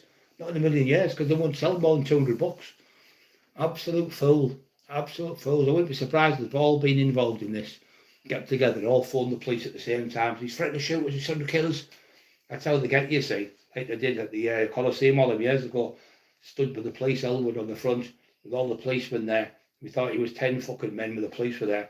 But when the firearms went, they run like fuck. They run them doors and shit themselves and lock themselves in the fucking cupboards. Lock themselves, in the club. Wouldn't come out. All that shite, I wouldn't fight them, no. Because you made statements and you had to be arrested for shooting outside the Blue Monkey and you got me done for fucking shootings at the nightclub. And I was bailed to stay in my house at 6 o'clock every night and show my face, so I couldn't come down the nightclub to fight Mr. Elwood. That's the reason, because you got me fucking, Jimmy and Gary Robb got me arrested. I went to court, I won that case. I won the case and got out of bail. You did nothing to me, you did nothing. You're all talking, you fucking pissing with wind, putting your daft little posts up. You can put as many as you want up, because you just look like a divvy, because you're now working with the police and forming grass. So now they're all going to call you a grass. And you know what he is now, because you've seen what he's done, but you just like Big Head, likes to bully self up with bullshit, make yourself look good, but underneath it all, he's a fucking coward. You always got to have Georgia Dalton on the front. Never had a fight with anyone. You never fought Lee Duffy. Carl Edwards is here now, she'll tell you now. You never fought Lee Duffy. You never put him out of a nightclub. And you never ever, offered me out either. All bullshit lies. You're living in a different fucking planet. You've never said nothing in all them years, and now you're coming forward to say it because you're writing a book with him, so you can build yourself up with the two biggest names, was like Lee Duffy and Brian Cockerill, so you can try and sell the books. Oh, Brian Cockerill's in this book. Oh, Lee Duffy's in this book, and everyone knows when Lee gets mentioned, I get mentioned anywhere. It sells more books, and that's what the thing's about, and that's what you're trying to do, Mr. Fakeworth. You use other people's names and you pretend to get permission off people. You never had permission off the Duffy family. You never had permission off the Tina Shaw family. They said no to you, and they actually got the books taken down. I got my books taken down. I won the court case, and you keep pretending there was no court case. So why is there no Resurrection books out? Why is there no From Boys to Champs books from Marty Joseph Taylor being taken down? And why is there no books, the two books from Terry Dicko? They've been taken down because we've got a court order off the judge. And on one of the podcasts, someone was talking, you said, and here he is outside Waterstones getting my books taken down. They're not your books, the subject's books. I've got my own book took down, Terry did, and Marty Joseph Taylor did. We went to Waterstones, they contacted head office, Piccadilly. We had to wait 20-30 minutes to come back. We had to give them the court letters to prove it was a fraudulent case, and also prove that they weren't paying us the money we wanted. They weren't giving us invoices when they were told by the judge to give us them. So then we sent it off to Waterstones.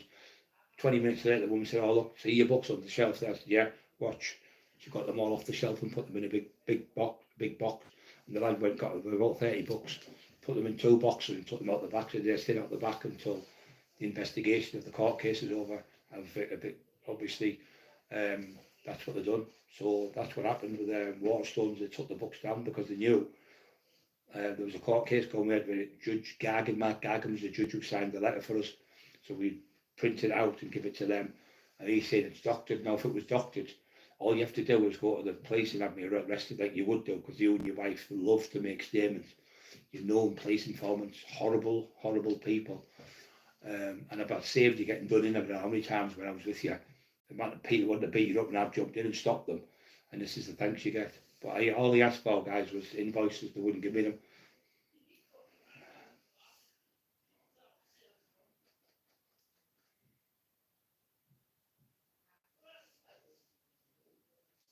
Well, we don't mention that. We don't mention that, mate. That's now the repercussions. I had the fight, they had the beat, they had the fight. But that's what happened. I'm not going to go into it, but I did beat him.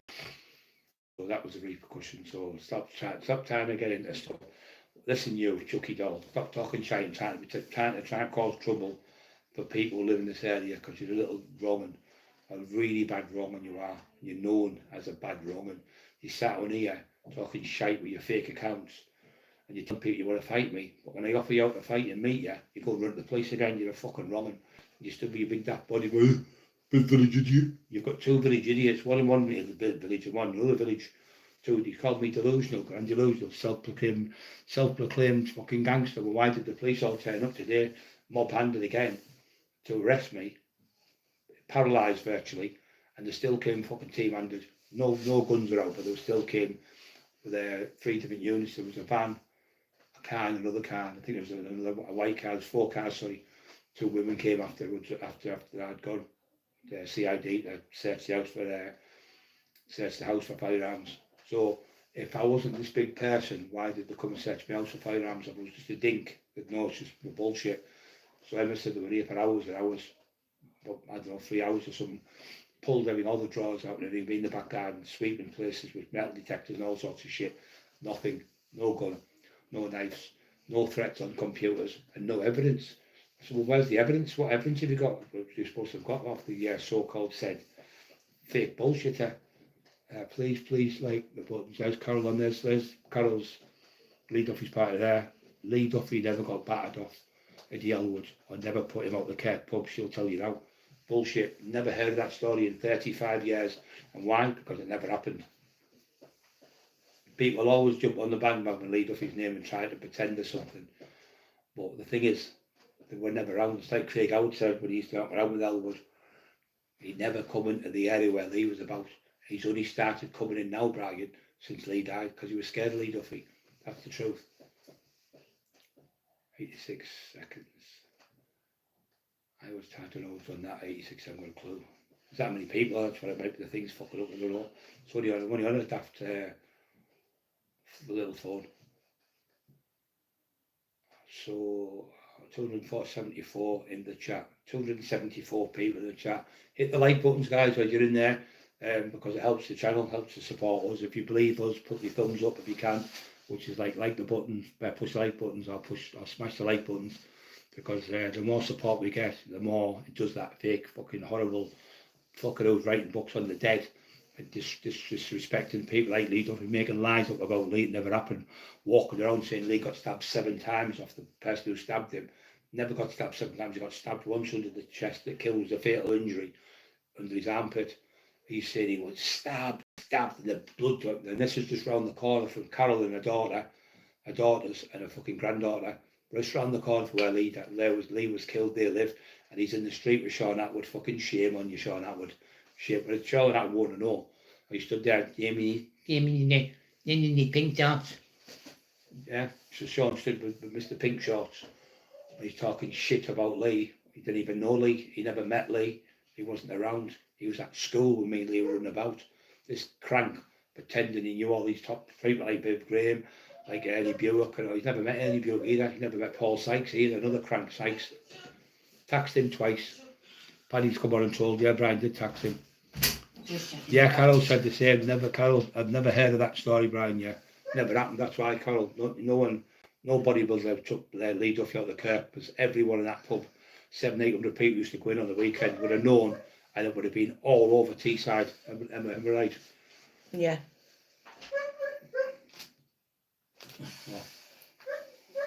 Woo, woo. 274 people on live. Yeah, don't forget to push the like button. Just think of smoky out. Check, I'll get beat. Peter DeVox. Everyone check profile. I'll get beat. Oh, I know what you're doing. The children know that there's what's it called? Know that boy lass is here. Oh yeah. The kids can hear her. Yeah, that's right. Go lass. Come here. I like your Yeah, so yeah, hang on, Alex, you okay? She just It said was shocking, Brian. I was on there. putting it off it. she's just saying that you used to look forward to your lives every single night. Oh, Oh, thank yeah. you. 274 people on live. Well, there will be, won't Yeah, there? it was just lies, isn't it? You know me since you were a kid. She's not, yeah. Yeah. And I was an avid supporter till all these trolls. Yeah. Well, fuck 'em. I don't talk to the kid, mate. I don't bother with him. The only certain people I watch on the show, I don't watch any podcasts really. I don't. Somebody said, oh, somebody's doing a podcast with you, but I don't even watch it. Because if you don't hear it, it doesn't upset you. So I don't watch them. I don't go and listen to what they say. Eli. Right, I'll go and get Eli out in it, right? Yeah. So I'm going to sit there 1 minute and watch Bri live. Yeah. Watch Bri live. So, Brian, last night you said anybody, We're on here live. yeah, anybody Yeah. who wants to doorstep me, then doorstep me. So I did. And Yeah. you know why? Because you're a nice man. Yeah. You're respected in the North East. It doesn't matter about these podcasts. Yeah. I've been to Billingham today. I mentioned your name. Everybody knows you, not by YouTube, Yeah. because of who you are. In the past, the old days, Right? because of the clubs and All the this pubs. shit about you've done this, you do this, you're a bully. That's not how I remember it. Yeah. Not at all. That's all they can do, innit? Throw rubbish at you. Yeah. That doesn't even exist. And hope you bite. And the thing is, with these people, they weren't even alive. They weren't even around. They were like 3 and 4 year olds. Yeah, When but we, like, I told you. when me I were in the pub. I remember you. Yeah. Right? I was about 12. Yeah. Right? So I was a kid. And we had a wronging in the area. And you and Lee, you know, you sorted it out. That's what we did in the day, wasn't it? And then I remember, oh, this big giant, I've come here, I've doorstepped you, Yeah. right? Because you said anyone who wants to doorstep me, so I thought, well, I'll take you on, Brian. You know what I mean? And, like, the hook he gave me was unbelievable. Oh, yeah. Because we all regardless stole of what that right. everybody says, right? And I might be biased, you're a North East, right? Yeah. But you give respect where respect is due. Of course. You're old school. You're either old school or you're not old school. Yeah.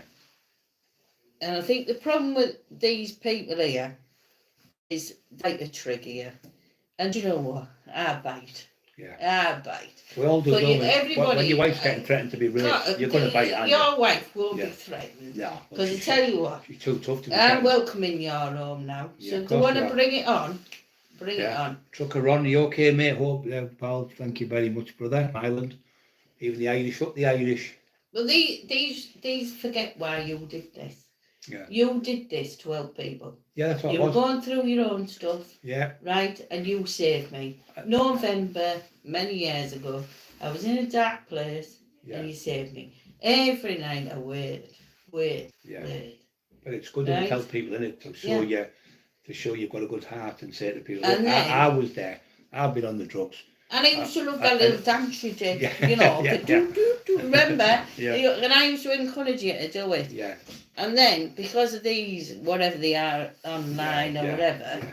to me, But we've like, got I'm no We've soft. got more good people on our side than we have bad. That's the Yeah, good thing, but isn't it? I'm no soft touch. But then, when I was looking for your live and all this crap was coming and bad mouthing of your name, Yeah. you know, it's not nice. That only happened when we pulled away from the said person and said we want invoice. All we asked for was invoices. They couldn't give us them, and the reason was because you've written everyone off. And we've now found that's out because the judge proved that in the court case. But everything that goes around comes around. Yeah, that's what's happening now, because last night he was sacked off the Ripper tour down London. He found out, he caught him taking that on live, he got him on camera, the lad. He sacked him. He said, everything Brian Cockerill been saying about you is true. He said, don't ever come back to this part of London, you're not welcome. But everybody knows who you are. That's what I'm Yeah. saying. Not just for like, because you can fight, No, but for your respect. Yeah. Like, you've now seen me, I'm 5'2". You know what I mean? I was a lot more nimble. it's not but the size of the dog in the fight, it's the no, size of, it's about respect. Yeah. And you are old school, and all this shit. It's not that old, you. Yeah, but it's old school morals. I know what you mean. You know what I mean? Yeah. You treat people how you expect to be treated back, and Yeah. and It's always been- you know, it's always been me, that. if you constantly go for a trigger, Yeah, then you know what? I think you need some kind of medication, or yeah. do you know? Think what is it that I'm desperately seeking in my life that Yeah. he's got that I want? Yeah. And it's just all this You can YouTube see stuff that- blows it out You can promotion. see people Like- who've got mental health problems, because my brother's got mental health problems, so I know that. I can see when people are poorly, but when they're pretending they're not I think poorly, it's about owning it, yeah, Brian. if you, that's what I Do you said. know? When I Like, was on the drugs, and I said, look, I said to the so-called fake author, I'm just going to tell the world the truth. I was on drugs on and off for 20 years, yeah, and I can help people. No, don't do that, you ruin. He said, no, well, if it ruins me, I'm not bothered. As long as I can help one person. We've saved 120 odd people from committing but it's not suicide. that it's owning it. And Sometimes tell you the do truth. wrong, You've got to put we your hands do up. wrong You've got to and put your hands think, up. oh my God, what have I done? And you're in denial. Yeah. But I think when you get to a point where there's no coming back, Yeah. instead of just like having a vendetta, just look and think, do you know what? I did wrong. I'm sorry, I can explain my actions. Yeah. And own it. But you won't do But that. some people won't. Well, we've had our it. church leaders go. We've had Bram and them go. Really nice people. They say, look, Yeah. I'll have a sit down. And he said, okay, we'll do that. And we did it. And he didn't want to shake hands because he loves the drama. Them type of people, narcissistic personality people, love dramas. That's what they crave on. They love people talking about. But is it the drama, Brian, or is it about just getting them YouTube bits and probably both, popular? yeah, because he likes to be. That's what Laura Lancaster said. She said he just likes to have his name fucking up in the light type of thing. So the thing is, with all the king people, I'm like not on yourself, about anyone specifically, No, but I'm saying, there's a lot on YouTube. yeah, now, loads do it just to get. Their heads are bigger than the ego's bigger than the heads. I saw yesterday, a few like that Bridal Eye channel and Humble and all that, and Disgusting one of what they've done to them. Well, a man doing that to a woman who's 50-year-old. Even that's an old school, is it? It's not old school. No, because I get it because it's views. Yeah. But where do you draw the moral line? Yeah, there's no that. Once you start saying things like that about people, calling people's wives, there's no coming back from your words. Because once you've Even done in anger, it's in the public domain for life, isn't it? Yeah, and we've all done it, Brian. You've done it when I'm going to do this to you because you're triggered and that. But you know what? You would own it and go, do you know what? It's like me when I said I was going to kill him. I did say it, but you've got to remember this. It's called the heat of the moment. No, you didn't. What you said was, if someone comes to your door and threatens you, or my wife, or my dog, or me. That's what I said. I'll fight violence with violence and fire for fire. Either if I kill you on the doorstep, I'm not bothered because I have to stop you from raping my wife. Well, any hot-blooded man, the policewoman said today, would do the same thing. And even my solicitor said today, anybody pushed in that corner would snap, and especially with the medication and there's other things have been not being able to protect myself like I could. You're down and you're not the same. So it's in the heat. It's like you when if you've got a kid, or your mum says, "I'm going to kill her." You're not going to kill her, really. No, it's just a saying. It's just a saying. Yeah, but so even so, when you're triggered, you're entitled to say. It's the hardest thing in the world to prove is killing someone, unless you've got a gun at them or a knife or something. It's the hardest charge for solicitor told me today in the world to prove, because the only person who knows it's real is you and your own head. You say that, don't you? I do. I would crush your grey. Yeah. Because if we all said, we can crush your grey, you know what that means. Yeah. I'm past the point of, but when people are triggered and people are provoked and people just make, allegations. It's a funny world. And I think what it is because you and, Paddy Conroy and the people in the North East, and maybe I'm slightly biased because I'm from the North East. Yeah. But there are some decent people on YouTube that made the channels to help people. Yeah. And you help me, and it does help people, doesn't it? It does in abundance. And you help me. And unfortunately, because of all the crap went on, I took a step back. Yeah. I saw on your live yesterday that if someone wants to doorstep you, then do it. Well, so I did. I've got nothing to hide, as you know. So I did. And I tell you what, for a big hard man who was supposed to be absolutely brutal and such a shit, Brian is the best hug I have had for 5 years. Yeah. You know what I mean? It's genuine, isn't it, when you're nice? You know what I mean? And Bobby, Bobby who was had to shy away when YouTube loved him. Yeah. Right? He knew who I was and he shook my hand and said, pleased to meet you.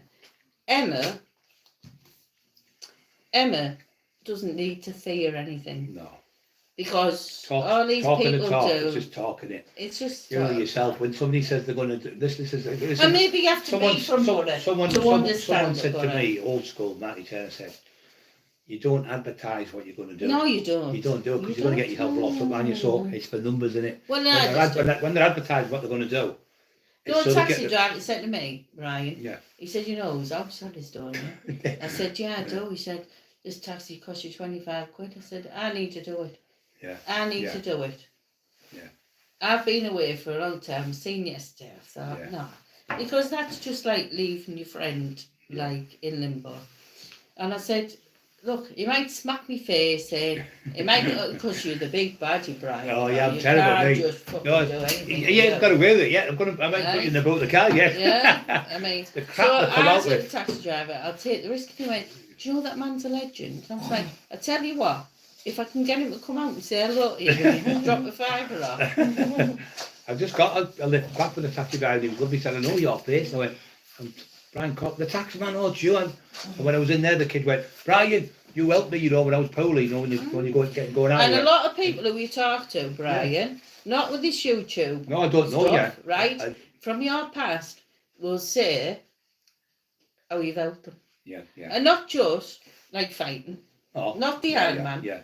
Just you been there taught them. Yeah. I've been to Billingham today and I spoke to 2 people. Yeah. And I think that's what inspired me to come. Because, you know, I need a bit of, like... Kick up the backside. No, that, you know, the let's go. And they said, because he's just respectful. And that's how I work. People respect you. You got to, and you respect them back. You've got to respect everyone, haven't you? You've got to give no, everyone a because chance. I think everybody has this fear. Oh, that's why Oh, no, but they think that. But when they get there, they go, you know what? I've shit myself coming here. I can't believe, like Big Ricky, remember Ricky? They've all got 199 years jail. Eli's going crackers. Well, let Eli then, let him. No, because he's nipping it with news like Mary. Oh, he nips you. He's a nightmare. But not only because he are, man. I'm not knocking that, Brian. Yeah, of course. Hey, stop it. Right, You just I'm wait for not. Wolf to come back in. Right, so if me and you want to fight now. I'll run. No, can't run, can't I need help? But well, you can see me, you can see the house, because look out, you see the mess they've wrecked. They've been looking for guns today. I didn't even know that. Hey! Yeah, I honestly didn't know that. That's why the house is a mess if you notice everywhere. Fucking I shoes. didn't even know. Yeah. Like, but I All just the- said however, right? I was brought up a Catholic girl. And I've got a lot of Christians in my life. Yeah. And Still smiling. I just saw a video last night. Neil Smith long to see how you recently, thank you, mate. And then I Just said, like I'm coming in, this has happened. It's just, God has a reason. Yeah, well, it's funny because when he's give evidence or whatever he's give over to them, this must be God because the computer he's give them with the evidence on, it's all knackered up. It's all. So I thought that must be God that the signal's been working on the night on the computer. So when I went to get charged, they went, we can't charge you, man. We've got no evidence. What do you mean? Well, why am I here? And so I said, well, why is he here? Because the evidence he said he would give us, he had the proof. When he sent it, it's not working. So there's no evidence. So I was like, but no buzzing. So I went, well, you can't charge him for nothing. So they bailed me again. Bailed on top of bail, never heard of it. I've been on investigated now for 16 months and now I'm bailed again. But like I say, Paddy was on the phone, he said, right, because he's took them something naughty about you, something really naughty, and that's why the investigation's on, but the cops won't let you go because they want to get you for certain things that allegedly done in the past. That's what it's right. But you got to remember, when you were involved with the book doing and that, you weren't well, Brian, were you? No. You know, so, you know, I remember saying out here in the town, you want to go to LEO. Yeah. Yeah. So, if you have said something, I mean, that wouldn't be true anyway. Yeah. No, You can't take He that. just, he you can't. know, because I was all right, big Brian. He's one of them people who just makes anything up just to try and get people in trouble. So, Well, it gets Raymond your Burns, are views. you okay, brother? Get Thank your you. views, Brian, doesn't Yeah, it? it does. Anyway, you've had my I'll think in a bit. Then I'll just finish this off. Yeah. That's Butter Girl just going out of the room. So yeah, guys, nice for a visit. Nice lady she is. Brian, I've got Eli's in the room and I've got to wait till Wolf comes back in. Right, So can you sit there for 2 minutes while I get... No, Eli is nippy, honestly, he's like Why will he nips your legs? He's honestly, like he's too strong to do it. So I'm back. yeah. But you're happy, right? Later on. Yeah. Well, 254 people on. Don't forget to push the like buttons. Everyone, yeah, Brian, with question fight you had. Please chuck her on. Sorry about Brian, quickest fight you had. Oh, there's been loads of quick fights for just 2 seconds. Or to grab somebody by the throat and say, behave yourself, it's over. It's I don't have to grab. punch people in the face because obviously the size of me. When they're older, I'd just grab them and shout, behave yourself, or shout at them. And that'd be it. And most of them are just kids, and then they come back and apologise a couple of days later when they've been drunk. That's what I've said to you. Yeah, you've got to know them for respect. Yeah. You know, you can't beat that little kid up or only the kids, because you become a bully, then you get a bad name. You grab them there, look and say, stop it now, behave, you're going out. You put them out, then start crying mostly, and then let them back in. But I've never been nasty to people ever in my life. And that was the conversation in Billingham today, that they have respect for you, that you never hit them, but you had respect. Like, by the time I got to 10, when you're that type of size, I was, like you said, I was massive in the old days. And when you shout at something, they're like, oof. Yeah, I won't bother with that. So you use your size as a deterrent to stop the trouble at the door. And I think, Brian, to give yourself some respect, it's the way you talk to people. Yeah. I think when you're nice to people, people are nice back to you. Aren't they? Well, no, it's like, I won't back down, but if someone treats me like shit, then I'm talking to shit. And you've always said, like, can you, just, I'll say to people, say for instance, it was like a lad coming in, so you can't get him a training zone, mate. I said, what I'll do, go, it's a £5 to go home and back. It's a £5 to get in, so I'll let you in for now. Yeah. So it cost them nothing, so you're pretty sure, big fan. Yeah, of course, go and get yourself back. Come back £5, they've paid for the taxi, but I've let them in for £5 for now. So and then come back and then respect. The same people say, Brian, do you want a drink? Or do you want to fancy going for a drink or something? So you are known more for your respect and your manner. Yeah. You know what I mean? I'm not saying it's like you couldn't fight, thing but most people who I talk to say, what a lovely man, how respectful. Yeah. And I still think you are respectful on YouTube as well. Yeah. That you went through your own demons, you chose to, admit it, own it, and that's the thing in the world. When people don't own it, you've got more stuff going on in there. Yeah. Right. You know what? If you've done wrong, if you put your hand up and go, look, I messed up. I was on the drugs. I've been a divvy, but now I've obviously turned my life around. And you're known for that. Yeah. And also for your respect of owning who you are. Yeah. Like when you were 28, if someone said disrespected you or tried it, you just scored good night. Yeah. At 30, when they were disrespecting you, you probably thought, I can't be bothered with this. If they taught you night, you'd say, do you know what, mate? I think it's best you leave. Yeah. And that's how you get the respect. You do. And even now... What happens is, when you do that as well, and you let them go and they come back, they go, oh, sorry, mate. Yeah, they're devastated, and that's they're gutted because they've been cheeky, but they come back and they say, I'm sorry. I said, oh, you come back in, there's no problem. I said, but they've come back and said, sorry. When somebody says sorry to me, and they're the better people. Of course they are. But they're the better I don't have grudges, you know. You know, like somebody goes to me, Brian, last night I was out of order, I'm sorry. I'll say, don't get yourself in, you'd have to get. And that's it. Finished with, forgot about it. I don't think, oh, I'm going to punch you every time I see you because you were cheeky. And I think that's what's wrong. Yeah. That's gone wrong in the world. That if you own it, people accept it, and you just say, you can't admit your own mistakes. You can't admit you're wrong. You can't look in the mirror yourself. Because every time you get up and look in the mirror, lass, you look at yourself, you're a dickhead because you tell lies. But then I think there's a difference, Brian, as well, when you look in the mirror and you think, oh my God, there's an ego that I haven't got. Yeah. It's all right beating yourself up, but then there's... But the thing is, somebody said to me... comes a point of delusional as well. Yeah. But when you've been that person for that many years, I mean, when they did the documentary, they didn't just pick me out of no one. Oh, they picked me because who I was and what could bring to the table. Because you are a bit of a character. And I was like intelligent as well, so, and also my name was massive anyway without the documentaries. I was in books and documentaries and... You don't have to do this podcast because everybody knows you anyway. Yeah. And that's what I respect you for. It's like... Is that you chose to have your own things going on. Yeah. It's like in America when the John Elite come on, the biggest gangster for the Gambini family, contacted me. I did a podcast with him. He went, your name's been coming over the pond, they call it, in America, for years and years and years. I could sit here now and tell you, I could sit here 2 or 3 hours and talk about you, what you've done, and what you've got to, you're a proper stand-up guy. And that's why I've come on your podcast. I don't go on anyone else's podcast in England. I've only gone on yours. And that was nice for somebody like that type of stamp, a multi-millionaire gangster. But you're also known, Brian, as having a big heart. Yeah. And I mean, YouTube would disagree with that. Well, today I come out today. I'm going to go down up tomorrow, the next day. I come out the police station and I see 4 tents with people living in there with nothing. So I'm going to go and spend some money tomorrow or the next day. I'm going to take it to them people in them tents. But not only like what you give. Yeah. It's like your reputation is, and it might hurt you. Yeah. You know what I mean? But you're known for your heart. Yeah.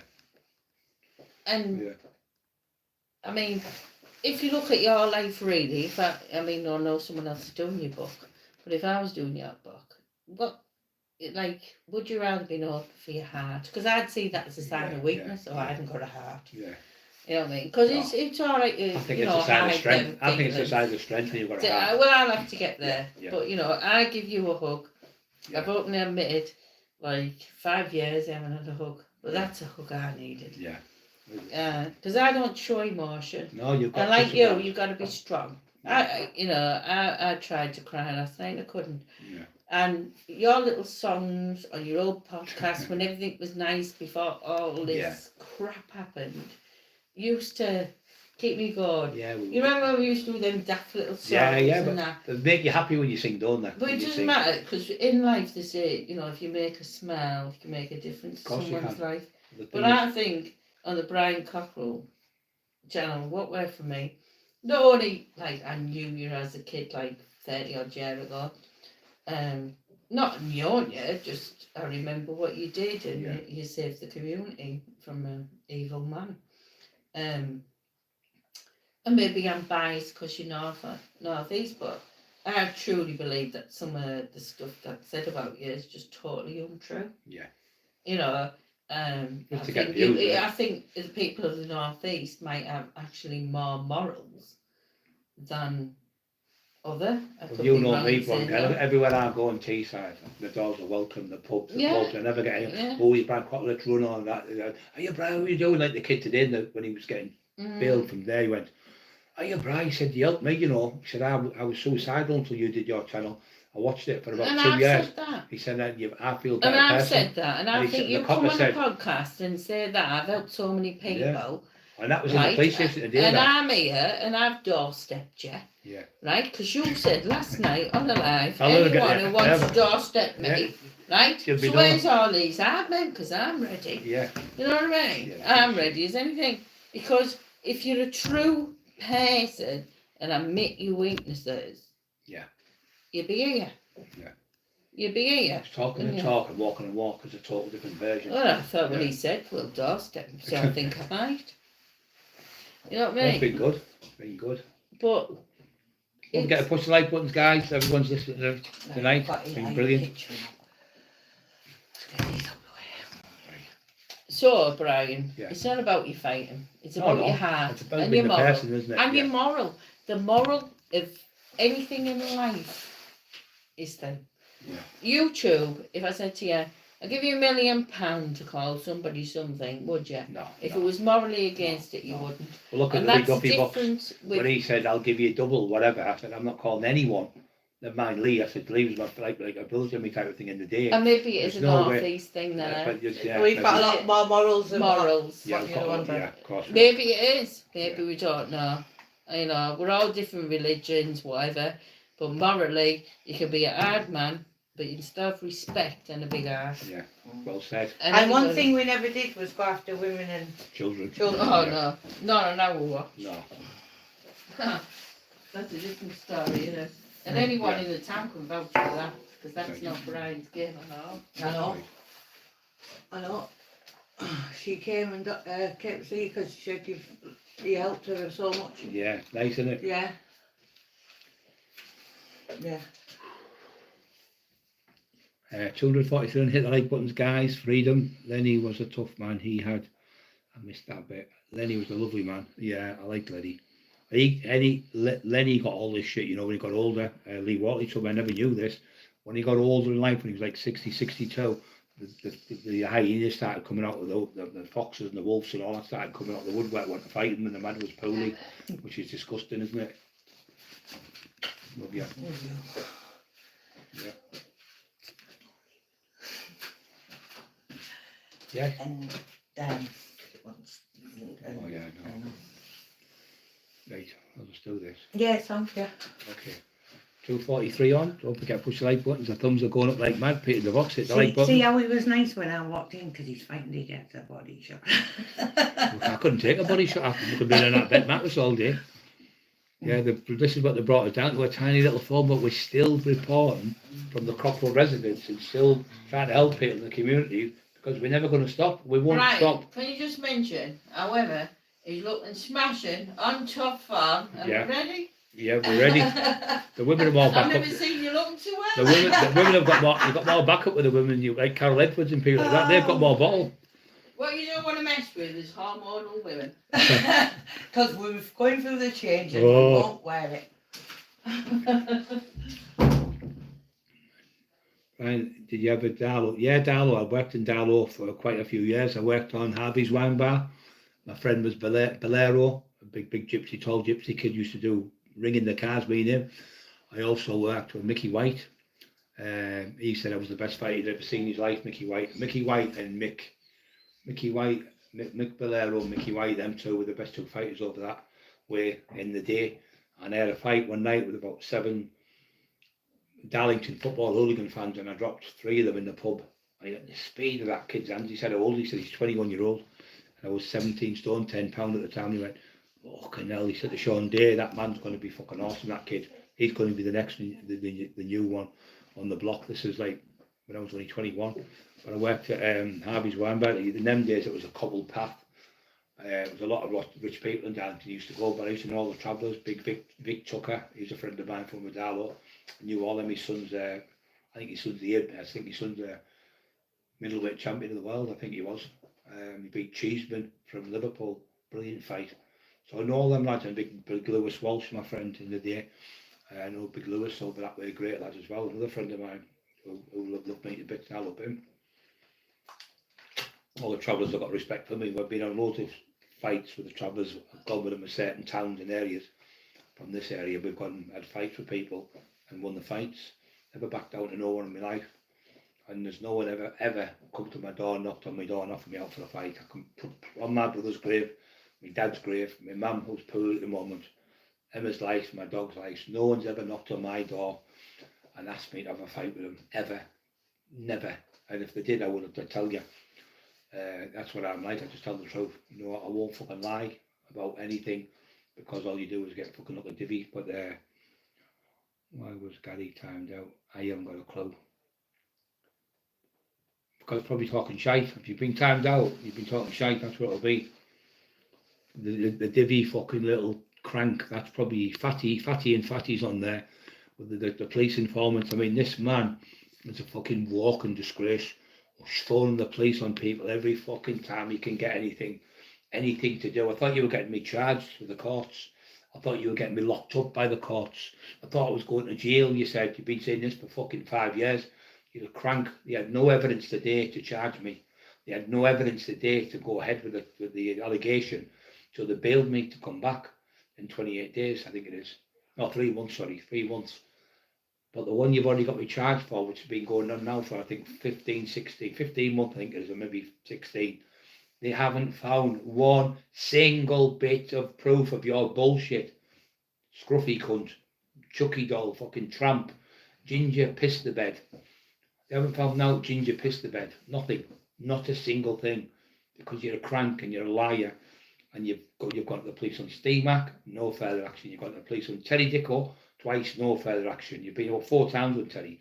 I've been in now 7 times you've had me in. And I've had no further action 5 times. And I'll get this other same thing what I hope for. This will be, I'll get kicked out as well, because when it goes to the CPS, they know the law inside out better than anyone, because they prosecute you. He's telling people that he's working, which we know he is, working with ex-police officers who work for Cleveland Police, and he's written 2 books on ex-police. So one was a detective sergeant in the drug squad who tried to get me for drugs, and the other one was in the murder squad trying to get me for murder and kidnappings and shootings. So he's used them fuckers, and he's sat in a chair, sweating like a rapist. In the chair, this said person, pissing out of him, and sat there saying, I've had the police on the phone. My friend Ray Morton's been to my house. He's been giving me all the encouragement in the world. He's told me now Cockerill's going to get jailed because the police officers of the past have teamed up with the police officers of now from Stockton and Middlesbrough Police Station, because they're sick of Brian Cockerill, because they can't stand him. Not because they tell the truth about the most corrupt police force in British history. And that's a fact, not made up. Look in the newspapers and you'll find out. So what's happening? Been saying under my YouTube comments over 8 months that his mate's getting arrested. Yeah, He's absolutely fucking insane. He's been doing it with Maria Howarth. You're going to jail, you're going to jail, you're going to jail, I'm getting your kids took off you, you're going to jail. He's fucking totally deranged. He sat there talking to Paul fucking Sykes' ghost. Imagine the prosecution going to CPS going, what the fuck have you brought this? What have you brought to the table? The police are going to, they'll say to the police, what the fuck? How can you go look out? The man who's talking to a ghost, and the ghost ringing the bell in the house, and there's not a bell in the house, so how the fuck can you ring the bell if there's no bell? He's a fucking bell end, that's what he is. This man's talking to a ghost in his house, and the ghost typing on his typewriter and telling him what to say. He's then fucking talking about children, 13, 14, all being raped, and laughing about them with Paul Sykes. A delusional man. He's saying, I'm the best author in these English shores since Oscar Wilde. But me and Oscar Wilde have got the two same things in common. We both like young boys, and we're both gay. That was your comment on the Jimmy O show. That's your comment, what you said. I'm going to come next 2 years that I'm gay. Well, you've already come out with it. No one gives a shit. But you're on there talking and laughing about children that have been raped by that fucking animal, Paul Sykes, and pretending it never happened. And I'm telling the great British public the truth. And I've been ridiculed because I'm telling the truth about a horrible man with Paddy Conway give his views. You look on it, you'll hear what he was doing. You look in the paper on my community post now, you'll see Paul Sykes abused his wife, 13-year-old, and again at 14-year-old. That man was sleeping with two kids, one 13 and 14, and this said person who's had me arrested is laughing that he was having threesomes with kids. He was 31-year-old at the time, and he thinks that's funny. Well, I don't think that's funny, because my brother was raped as a kid, and he took his own life at 38, and it affected him all his life, and he killed himself through these horrible, noncy bastards. That's what they are, horrible. And them fuckers weren't put in the ground, they're fucking horrible, they are. But Sykes is in the ground. When Sykes, I went to fight Sykes with Terry Rich and Dave Garside. I got there, he gave me £1,200 what he took off a kid, and he did fuck all at the table. He went, no, he wouldn't fight me. Lee Duffy offered him out, he wouldn't fight Lee Duffy. And this is why the fake one, the shit house, was making statements, because he's in love with this fake one. He's watched his documentary 132 times, and he's read his book multiple times. He's walking around dressed up as Paul Sykes with a moustache, packing up fags and pretending he's like Paul Sykes in videos. And the dog walker, who bought 2 DVDs off him at Christmas time, said, look, I need my money back. My wife paid 40 quid for them. I only work in a fish and chip shop. I'll give you £40 to this so-called fake one. And the fake one said, right, meet me then in Stokes. So the lad met him. He's with a bulldog. And you'll see him on YouTube. You put his name in, threatens to kill a dog walker, put his name in first, you don't want about. And you'll see him threatening the said dog walker saying, I'm going to get Paul Bennett to do you into what I'm coming around your house, I'm going to doorstep you, I'm going to fucking bat you in front of your kids, I'll kill you, and all that. He's shouting to an innocent dog walker, and all the man wanted was the DVDs changing, because on the format they were made in Holland, so the electric's different over there from here, and when they put it on the DVD players, they wouldn't work. So he asked for his £40 back. He said he'd give him it, and you can hear what he's shouting in the street, and he also shouts in the street, put his name in there, I smoke crack and weed, he's shouting. She said, what? He's actually said that on video. I said, I have got it to my solicitor today. He's admitted that he takes crack and weed and he smokes it. So I've got that as well. So he's admitted to being a drug dealer and drug addict and crack and weed. So he's on 2 different types of drugs. I said, well, he's on a multitude of drugs, but we can do a drug test, no problem whatsoever with the hair follicle test. You're right what you're saying. It's in your system 3 years. So when he refuses it, the case will be kicked out. But the worst thing he's done is told everyone he's got the book. Now, he has done the book on 2 police officers. So how can I get a fair trial or a fair hearing with Cleveland Police when the said person is working with them, sitting in the houses with them, dictaphoning them, talking to them, having meals for them and going out with them? But he's also known as a police grass for the last 20 years. So this fucker's been doing this for 20 years all over the estate of Teesside. He's no longer allowed to come to Teesside. He's chased out of here. He's been chased now out of London, the part of London where he's been chased out of there for lying down there, sniffing that stuff. The man caught him on camera, sniffing it in a place. I'll get the man to come on. He said he's going to do a podcast with me. You can hear him talk about him. And he caught him bank to right with that stuff last night or the night before, I'm not sure if it was 2 or 3 nights ago. And he's been caught bank to right. So the Ripper tour, what he said he's telling everyone he's doing, has been cancelled and he's no longer part of the Ripper Tour. I can't remember his name now, Hutt I think he's called, Gary something, Hutt or Hunt or something. Gary was on last night talking, saying, Brian, he's threatening me now, threatening to rape my wife, threatening to burn the house down, the same shit what you've had for the last 5 years I'm getting now, the same MO, the same logistics fingerprint. This maniac needs taken off the streets and needs putting away, but we're going to get him tested by a psychiatrist for a psychological evaluation. He's talking to ghosts in his house. And he's coming on podcast saying the ghost is telling me what to write. The ghost, the typewriter turns into a poltergeist and starts typing to me and tells me what to write. That's what this man's talking about. A ghost comes to visit him and tells him how to write the books of Paul Sykes. Absolutely fucking delusional. And how can you take a statement of someone who's mentally deranged? So the statement what he takes, when they find this, the CPS are going to think, how can you go to court with somebody who's talking to a ghost? How can you talk to court with somebody who's admitted to taking crack and weed? How can you go to court with a man's threatening to kill a dog walker on the street? How can you go to court with a man's threatening to rape people's wives? It's going to be kicked out in 10 seconds, she said, the solicitor. As soon as they see that thing about the ghost or the bit where he's talking to the police officers, helping them with their ongoing and quick case with Cleveland police officers, and he's liaison with them. He's also got a CID room for the CID where he liaison with the CID and sends the messages, what I've been doing, video stuff. He's also told them, the police have said, we've got 6.5 hours on Brian Cockerill evidence and we're going to use that against him. Now, we only had 1 hour in Royal Moat. Look what happened to him, he got shot. How can that be anything to do with Royal Moat? When he went on a rampage, killed 3 people and himself, shot himself, shot his wife, I think it was, shot his karate instructor and shot a policeman, he hanged himself. So how can I be anything close to Royal Moat? It was sad what happened to Royal Moat. It was the police's fault. What happened is Royal Moat was threatening his wife saying, I'm going to kill you when I get out, I know you're seeing someone. What the police should have done was give him a psychological evaluation like they should do with this fucking maniac we've got. And when they give that psychological evaluation, he would have been deemed to be insane. So they took him out of the prison service and put him in a psychiatric unit and give him medication. Royal Moat would have been all right in 3 to 6 months. The police failed their job. The prison service didn't. The prison service let the police hear the video records where he's going to kill his wife, and they did nothing. So Royal Moat, that is a tragedy what happened with him. But it was a failure of Northumberland police. They didn't do the job.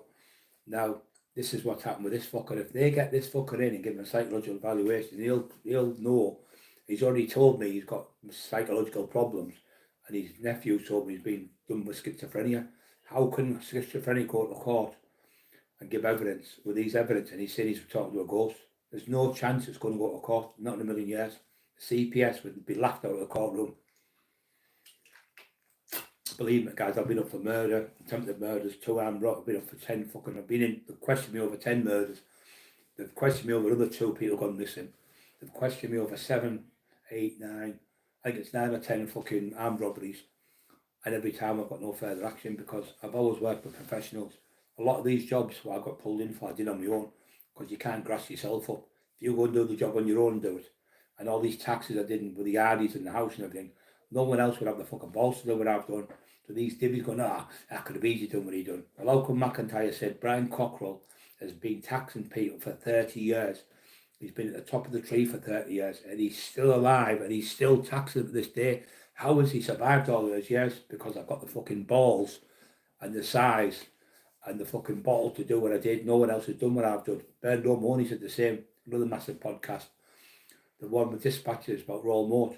Good Nation podcast. These are national podcasts. They're not just normal tin pot ones, what the arsehole author does in an hour. The McIntyre was about 15 hours videoing, and about I think it was 15 hours video. No, it was 22 hours you've got to do. I think we did 22 hours of video and all in, and I think they did about 3 months of editing it when they mess about it and thing. That was the biggest documentary made about gangsters ever. It was seen, something like 5 million people watched it. But these fuckers calling me names. Well, why did these people like Bernard Mahoney would only pick so many people to go in the documentaries where he did the 50 biggest gangsters in Britain? I'm in that book called Faces of the Underworld. I'm also in the documentary series Faces of the Underworld. I'm also in the McIntyre But Johnny Adair and people like that, and fucking Paddy Conroy and that, people the most wanted person in Britain. I'm in there with them top elite gangsters, elite people. Eddie Elwood said, "Oh, he's just a self-proclaimed gangster." No, I'm not self-proclaimed, Eddie. It's like you saying you're self-proclaimed, Mr. Universe. I'm the real deal. That's why they came for me, these people, to do documentaries. If they didn't come for me, who else would they have got? So they only did me in the North East. Paddy Conroy, me, and Teesside. We were the only two picked because we were at the top of our game. We were real old school. You wouldn't get any type of things. They do all the due diligence. They check with the police. They go to the newspapers. They check to see how many times you've been arrested. He said, when we checked the newspaper, we thought you were bullshitting this bribe how many times you've been arrested. I can't. David Malone, they called him. He was the journalist who did it. He said, I couldn't believe how many times you've been arrested for murder and kidnapping and shootings. He said, it's ridiculous. But the cops did say, we don't know to vindicate him or give him a medal because he's like a Robin Hood figure in this area. The people class Cockerill as a Robin Hood figure in this area, and that's what he says on the documentary. Brian Cockerill is a Robin Hood figure in the Teesside area.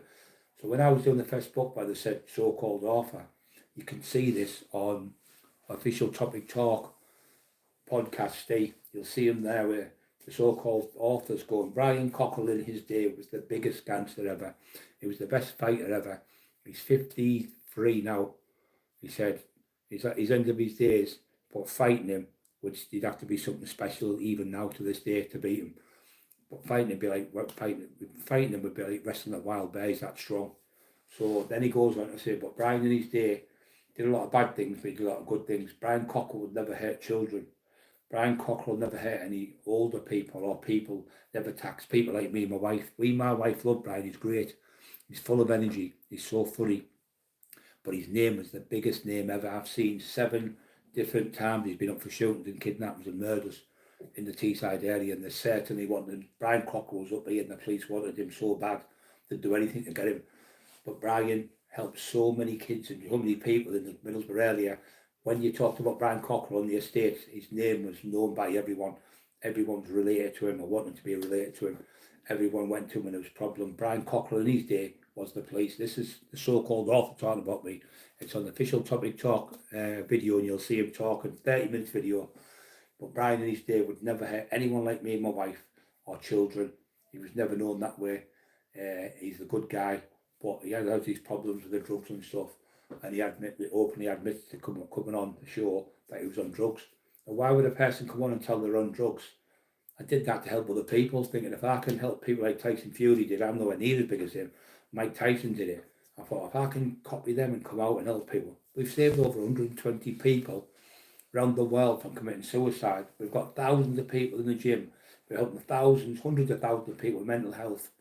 We've got thousands of people watching the podcast every single day and saying, well done, thanks for tonight, it's been great.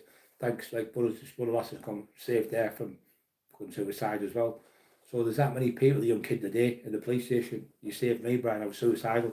He said, Brian's doing more than the government was doing. Brian Cockerill's helped more people with mental health than the government's doing. He said, in the police station. He said, there you are then. Adults only chat, everyone else scared to leave a comment. Lock Mormon pirates, just fucking, that's that crank. The divvies are on putting shit on because of this jealous cunts. They're just rotten with jealousy. That's what it is. There's fucking nearly been 300 people on here tonight. They can't handle that the taxman's wiping them out with the views, and the people believe the taxman now. This cunt has done this not just to me. The Terry locked up. He's had fucking sending gear rape porn to people. He's sending it to my wife. He's been doing this for years and years and years. This fucking needs stopping. The police need to do something and need to put him away because he mentally he will end up in the nut house. I'll guarantee you we get sectioned in the Mental Health Act, and I'll guarantee that fucking either tops himself with the drugs because he's already overdosed. His wife told me twice when she's caught him home with the son. Come home, he's laid on the floor, spewing up white foam and everything. She said she's videoed the video. She said, I'll promise I'll never go on the drugs again. I'll pack in. 2 weeks later, the kid comes in, he's on them again. The kid said, you promised, Dad, you'd never do it again. I should up your little fanny, it's my birthday, he said. So she said, I've got that evidence on my phone to embarrass him when he keeps taking the shit. And the night when we did the night with, where he's on the stage and he falls asleep in front of 400 people and they're all laughing at him. It's never ending the same shit. It's inevitable. And you see, it's invitable. I'm going to just watch minding my own business. Cockerill time 86 seconds. I'm going to order to okay. Yeah, so I've got the little tiny phone now, but I'm still getting my message across. 200, nearly just under 260 people on listening to the taxman because I tell the truth, not lies. They've had me arrested today again. No armed response this time though, but units of four officers came upstairs. I think it was 4 or 5, and then there was 2 in a jeep thing, like a hillbilly jeep, a silver jeep. Police officers again, and police in another vehicle come. I think there was about 8 or 9 police officers came, and then there's 2 come later on to take all the electronic devices and search for the weapons. So the ones that were in one van were telling the girls to go there and search this and all that. Gone around everything in the house, found no guns, found no weapons, no knives, no nothing in the house. So the shit when he's told them, well, I've got a gun in the house and everything, that's what he's told them. Nothing, no gun in the house, no. So he just, now I think the police are thinking he's fucking round the bend, this fucker. How many more times are we going to look stupid resting in Cockerill? And he keeps getting off and going back on the YouTube and calling Cleveland police. That's what they're probably thinking. He's going to fucking torture us again tonight now. Well, that's what I will do, Cleveland police, because you're corrupt. You are corrupt. You've always been the most corrupt police force. Out of 599 police forces in the North East, Cleveland police come to the top of the tree as the worst police force. They don't turn up at 99 phone calls. There's more crime in this area than anywhere. You're more likely to be stabbed to death in Middlesbrough than anywhere else in the country. You're more likely to be mugged in Middlesbrough than anywhere else in the country. You're more likely to be shot in Middlesbrough than anywhere else in the country. So why is it the worst police force? Because the police are shit. They're absolute shit. They are the shit. They don't do the jobs. It's the same fucking bullshit. They don't do the job properly. They haven't got people who were like in power helping them to do the job properly. They haven't got no one there, and it's been like that for years. It's been like that since the 80s. It's always been corrupt. It's always been known as the most corrupt police force. You go back to Tim Devlin talking about them, how bad they are. But this fucker, he's been working with these coppers from day one. Who could phone up the police like, over and over again and get the same person arrested multiple times for the same thing? I'm already on bail for the same thing, so they've arrested me for the same thing again and give me bail conditions again now. So the bail conditions is not to mention the person's name, which I haven't, and not to go to a certain village, not to go there. So he has been moved. I told you he'd been moved again. So we knew he'd been moved from one village to another. The village idiot. Every village he goes to has to, because the village idiot and that village are gone. So they brought him along to put him in, fucking idiot. So he's on the run, hiding in police safe houses. He does it all over the North Yorkshire Police. North Yorkshire Police Constabulary are looking after him. And the Cleveland police have arrested people in this area where he says that they're doing things to him. Like I said, he's had all these people, Carl Walker locked up, no further action. Marie Howarth locked up, no further action. Steve Mack locked up, no further action. Emma Cockerill twice, no further action, no further action. Me 3 times, 4 times maybe, no further action. Terry, no further action. Terry Dicko. Kevin Kilty tried to have locked up, they never went. He's got the police on Dale Brendan Hyde, stage 4 cancer, got that man locked up. Recorded him on the phone, threatened to rape his family, kill his dog and stab his dog. So then Dale said, I'll fucking stab you. The same thing where Andrew lost his temper. Recorded it, spliced the bit out where he's talking to him and went, oh, please help, he's going to kill me, he's going to kill me, crying in the police station, proper tears because Dale had the video, crying his eyes out. And then Dale got arrested for threats to kill. Poor Dale. Stage 4 cancer, he had his kidneys and organs took out to help him, but no, he died a couple of months ago. Torturing that man, threatening to bum his dog, rape his family members, his dad, shit and piss on his grave when he dies. Emma's put the evidence up on the video, you can see it. And you can I'll put Dale up tonight, you can hear him talk about it. Fucking disgusting what he's been doing. And he's getting away with it because the police have given him a license to do what he wants. He's a pure known policing for all over the estates in Teesside. And the young kid said today, he said he got a good hide in a couple of weeks, 5 weeks ago in such and such a pub. And I couldn't hear what pub he said. So he's been battered again in Teesside. So the cops have said you need to keep out of Teesside because you're in danger going there because you're getting filled in off people, obviously, who know the tax man. Now, I don't want anyone to fill him in because he'll just get his grassed up. Just ignore the daft cunt and let him keep doing what he's doing, because what's happening, all his prediction, he keeps coming on, getting charged and going to jail. There's no going to jail. They haven't even got any evidence today. They've arrested me this morning and took me in with no evidence. They've said they thought there was a gun in this house. That's why they come. That's why the 3 units come. The other one, I think they were more like firearm officer unit, but they never had firearms on them. I think that's what they were. They came in, searched everywhere for firearms, searched for guns, out the back, everything. They were here for hours. Everyone's going to put the footage on for you so you can see the cunts looking all over. Are you off? So, Cleveland Police bail is in your 100%. They will not win too many of us on the truth. Yeah, I'm going to it's true. It's right, yeah, because that many people know the truth now, because it's been going on that long. We're fucking sick to death of it. All we want to do is be left alone to live our life, but he won't leave us alone. He's mentally deranged, and when you're mentally deranged, you really think you're right. So when you go in the mirror and you go, it's not me, it's all of them who are mental, not me. It's all of them, it's mental. How can it be hundreds of people be mental when it's you, it's mental? Because you're deranged. Your real mind is not, you're talking to ghosts and you're typing to ghosts. Ghosts type to you. The typewriter types into a ghost, like a, what is he, a ghostwriter? No, the ghostwriter Paul Sykes, fucking hell, it's getting worse. When she said that today, this is brilliant, this is music to my ears. She said that was the word. I knew there was something, I couldn't remember it. Music to my ears. This shows he's delusional, grand delusional. And I told him about the stuff down, got me in a wheelchair. Oh, brilliant. He said, I know it sounds horrible saying it. He said, but what he's done is brilliant for you, for your court case. Any jury sees that and you've snapped when you've been called a spack and a retard, you're going to burn your house down, going to rape your wife. No man in this world would be able to take that pressure, and you've been having it for 5 years. So everyone would snap. She said, I snap with my kids sometimes, and if you don't me, I'll kill you in a minute. No, she never swore, but she said, if you don't behave, I'll kill you in a minute.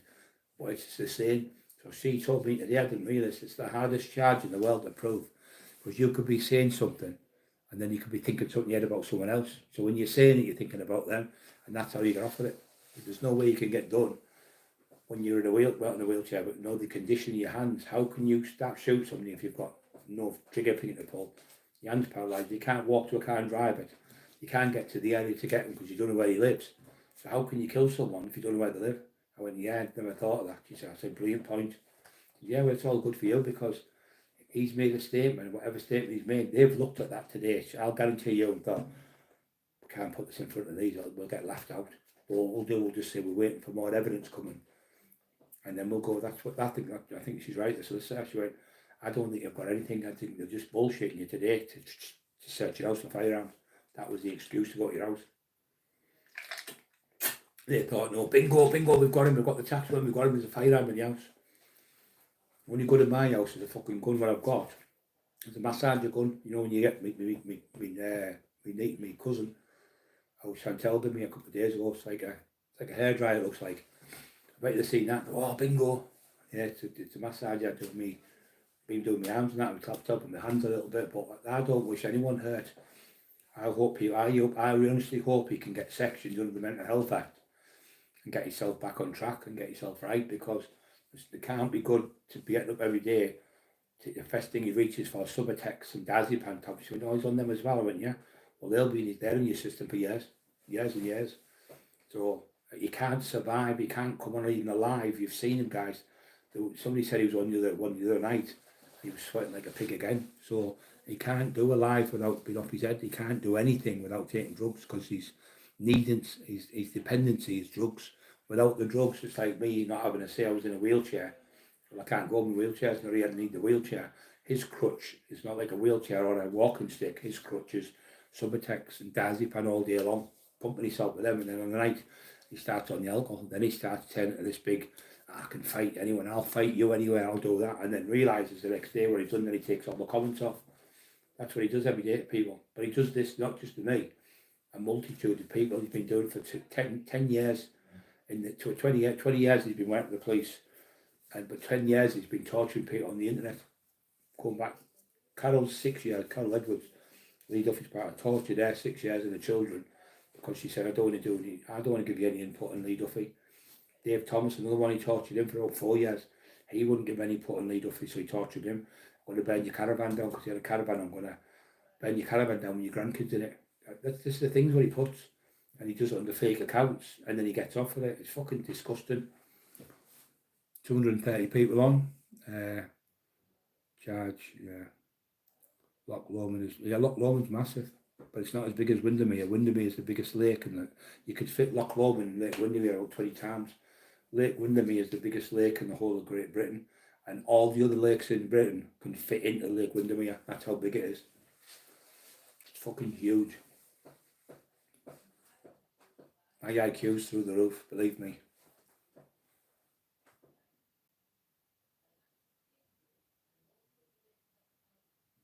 Yeah, so now we're struggling for a fucking computer now. If anyone's got a computer out there, a biggish one, to lend us so we can do our lives, we appreciate it if anyone's got a spare computer, because it's hard work me doing it with a little tiny phone. Well, with my hands I can't answer questions and shit, but yeah, just I can't believe today I can read the police. I'm fucking clever. They came here today and they felt a bit embarrassed. You know, you can see somebody like on the face, they're like, Brian, you can put your version across now, you know, big fella and all that. You always call me big fella, 90% of people. That was the name in the old days, when I was massive, obviously, like she said. But yeah, support we've had has been brilliant off you lot. It's amazing. No one likes the grass, but no one certainly likes someone who's threatened to rape people's wives and burn people's houses down. We've had our house fucking set alight twice. We've had fire bombs shot. You you joking? I said, no, I said, under the 1818 Criminal Act, it's against the law to make any homemade device as classed as a bomb, homemade bomb. And this person he's got's made it. The two people who attacked the house were arrested because they were talking on the internet and the cops got them. One was 15-year-old child still at school, one was a 16-year-old child still at school. They're both like that type, what he likes. We all know what he likes. And them kids were used to firebomb my house.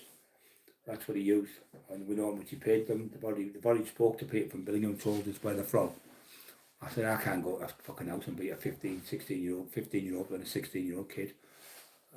So that's what he used, the children to do it. Disgusting, vile, horrible, evil man. Anything. Them kids could have been caught and got 30 years apiece. Imagine if I got killed in there, they'd have got life off 30 years. Or Eli and the dog got killed. Fucking, now he's on about poisoning my dogs. Cut my dog's head off with a pair of fucking garden shears and bumming the dog. He's fucking totally insane. Mental deranged. And then the other fucker got taken out. Another fucking piece of shit. Another piece of shit. Who's never been no one. A dibby little cunt. A little crank. I don't know if they stopped me filming in Scotland. How long have I been on? My neck's fucking killing me. We've been on over 2 hours, guys. Yeah, I think I've been on 2 hours, yeah. So I'm going to leave it tonight and let you go because my neck's gone, guys. I'm fucking starving. But yeah, but thanks for all the support. Don't forget to keep supporting the channel. Please subscribe to the channel. We don't charge anything, but what it does help is people see more people. We're close to the 500 now. I think we would need about 12 people to subscribe. And we're up to 15,500 and something, I think it is. So we're probably 600 off, 510 off, I think it is, 520 off 36,000 subscribers, which is amazing, because most of the time, as you know, I've been poorly. So if I had been at this bang on, I wasn't poorly, I'd probably been up to 100,000 by now, but I've got 2 mega podcasts I'm going on this month as well, which is all good. But yeah, so don't forget, if you subscribe to the channel, costs nothing, but we send you a link so you don't miss anything, so you can come straight on. So we'll say, right, we're on at such and such a time, and we send that link to you to let you know, so you won't miss out with the Taxman show. But yeah, we're just happy that the police, I could tell the police went up tempo, they were like, no flat. So I think it's looking good for us anyway. Right, I'll let you go. God bless you all. I don't know how to do this. That'll do it. I've got a clue. Yeah. How do you turn it off now? Oh, you can't. It's you've got to turn the light off, haven't you? Actions report. Right on. All right, I'm off to bed, mate. Oh no, wait for me, Brian, because I'm tell you, farmers proud. The back's killing me. I need to get my arm off.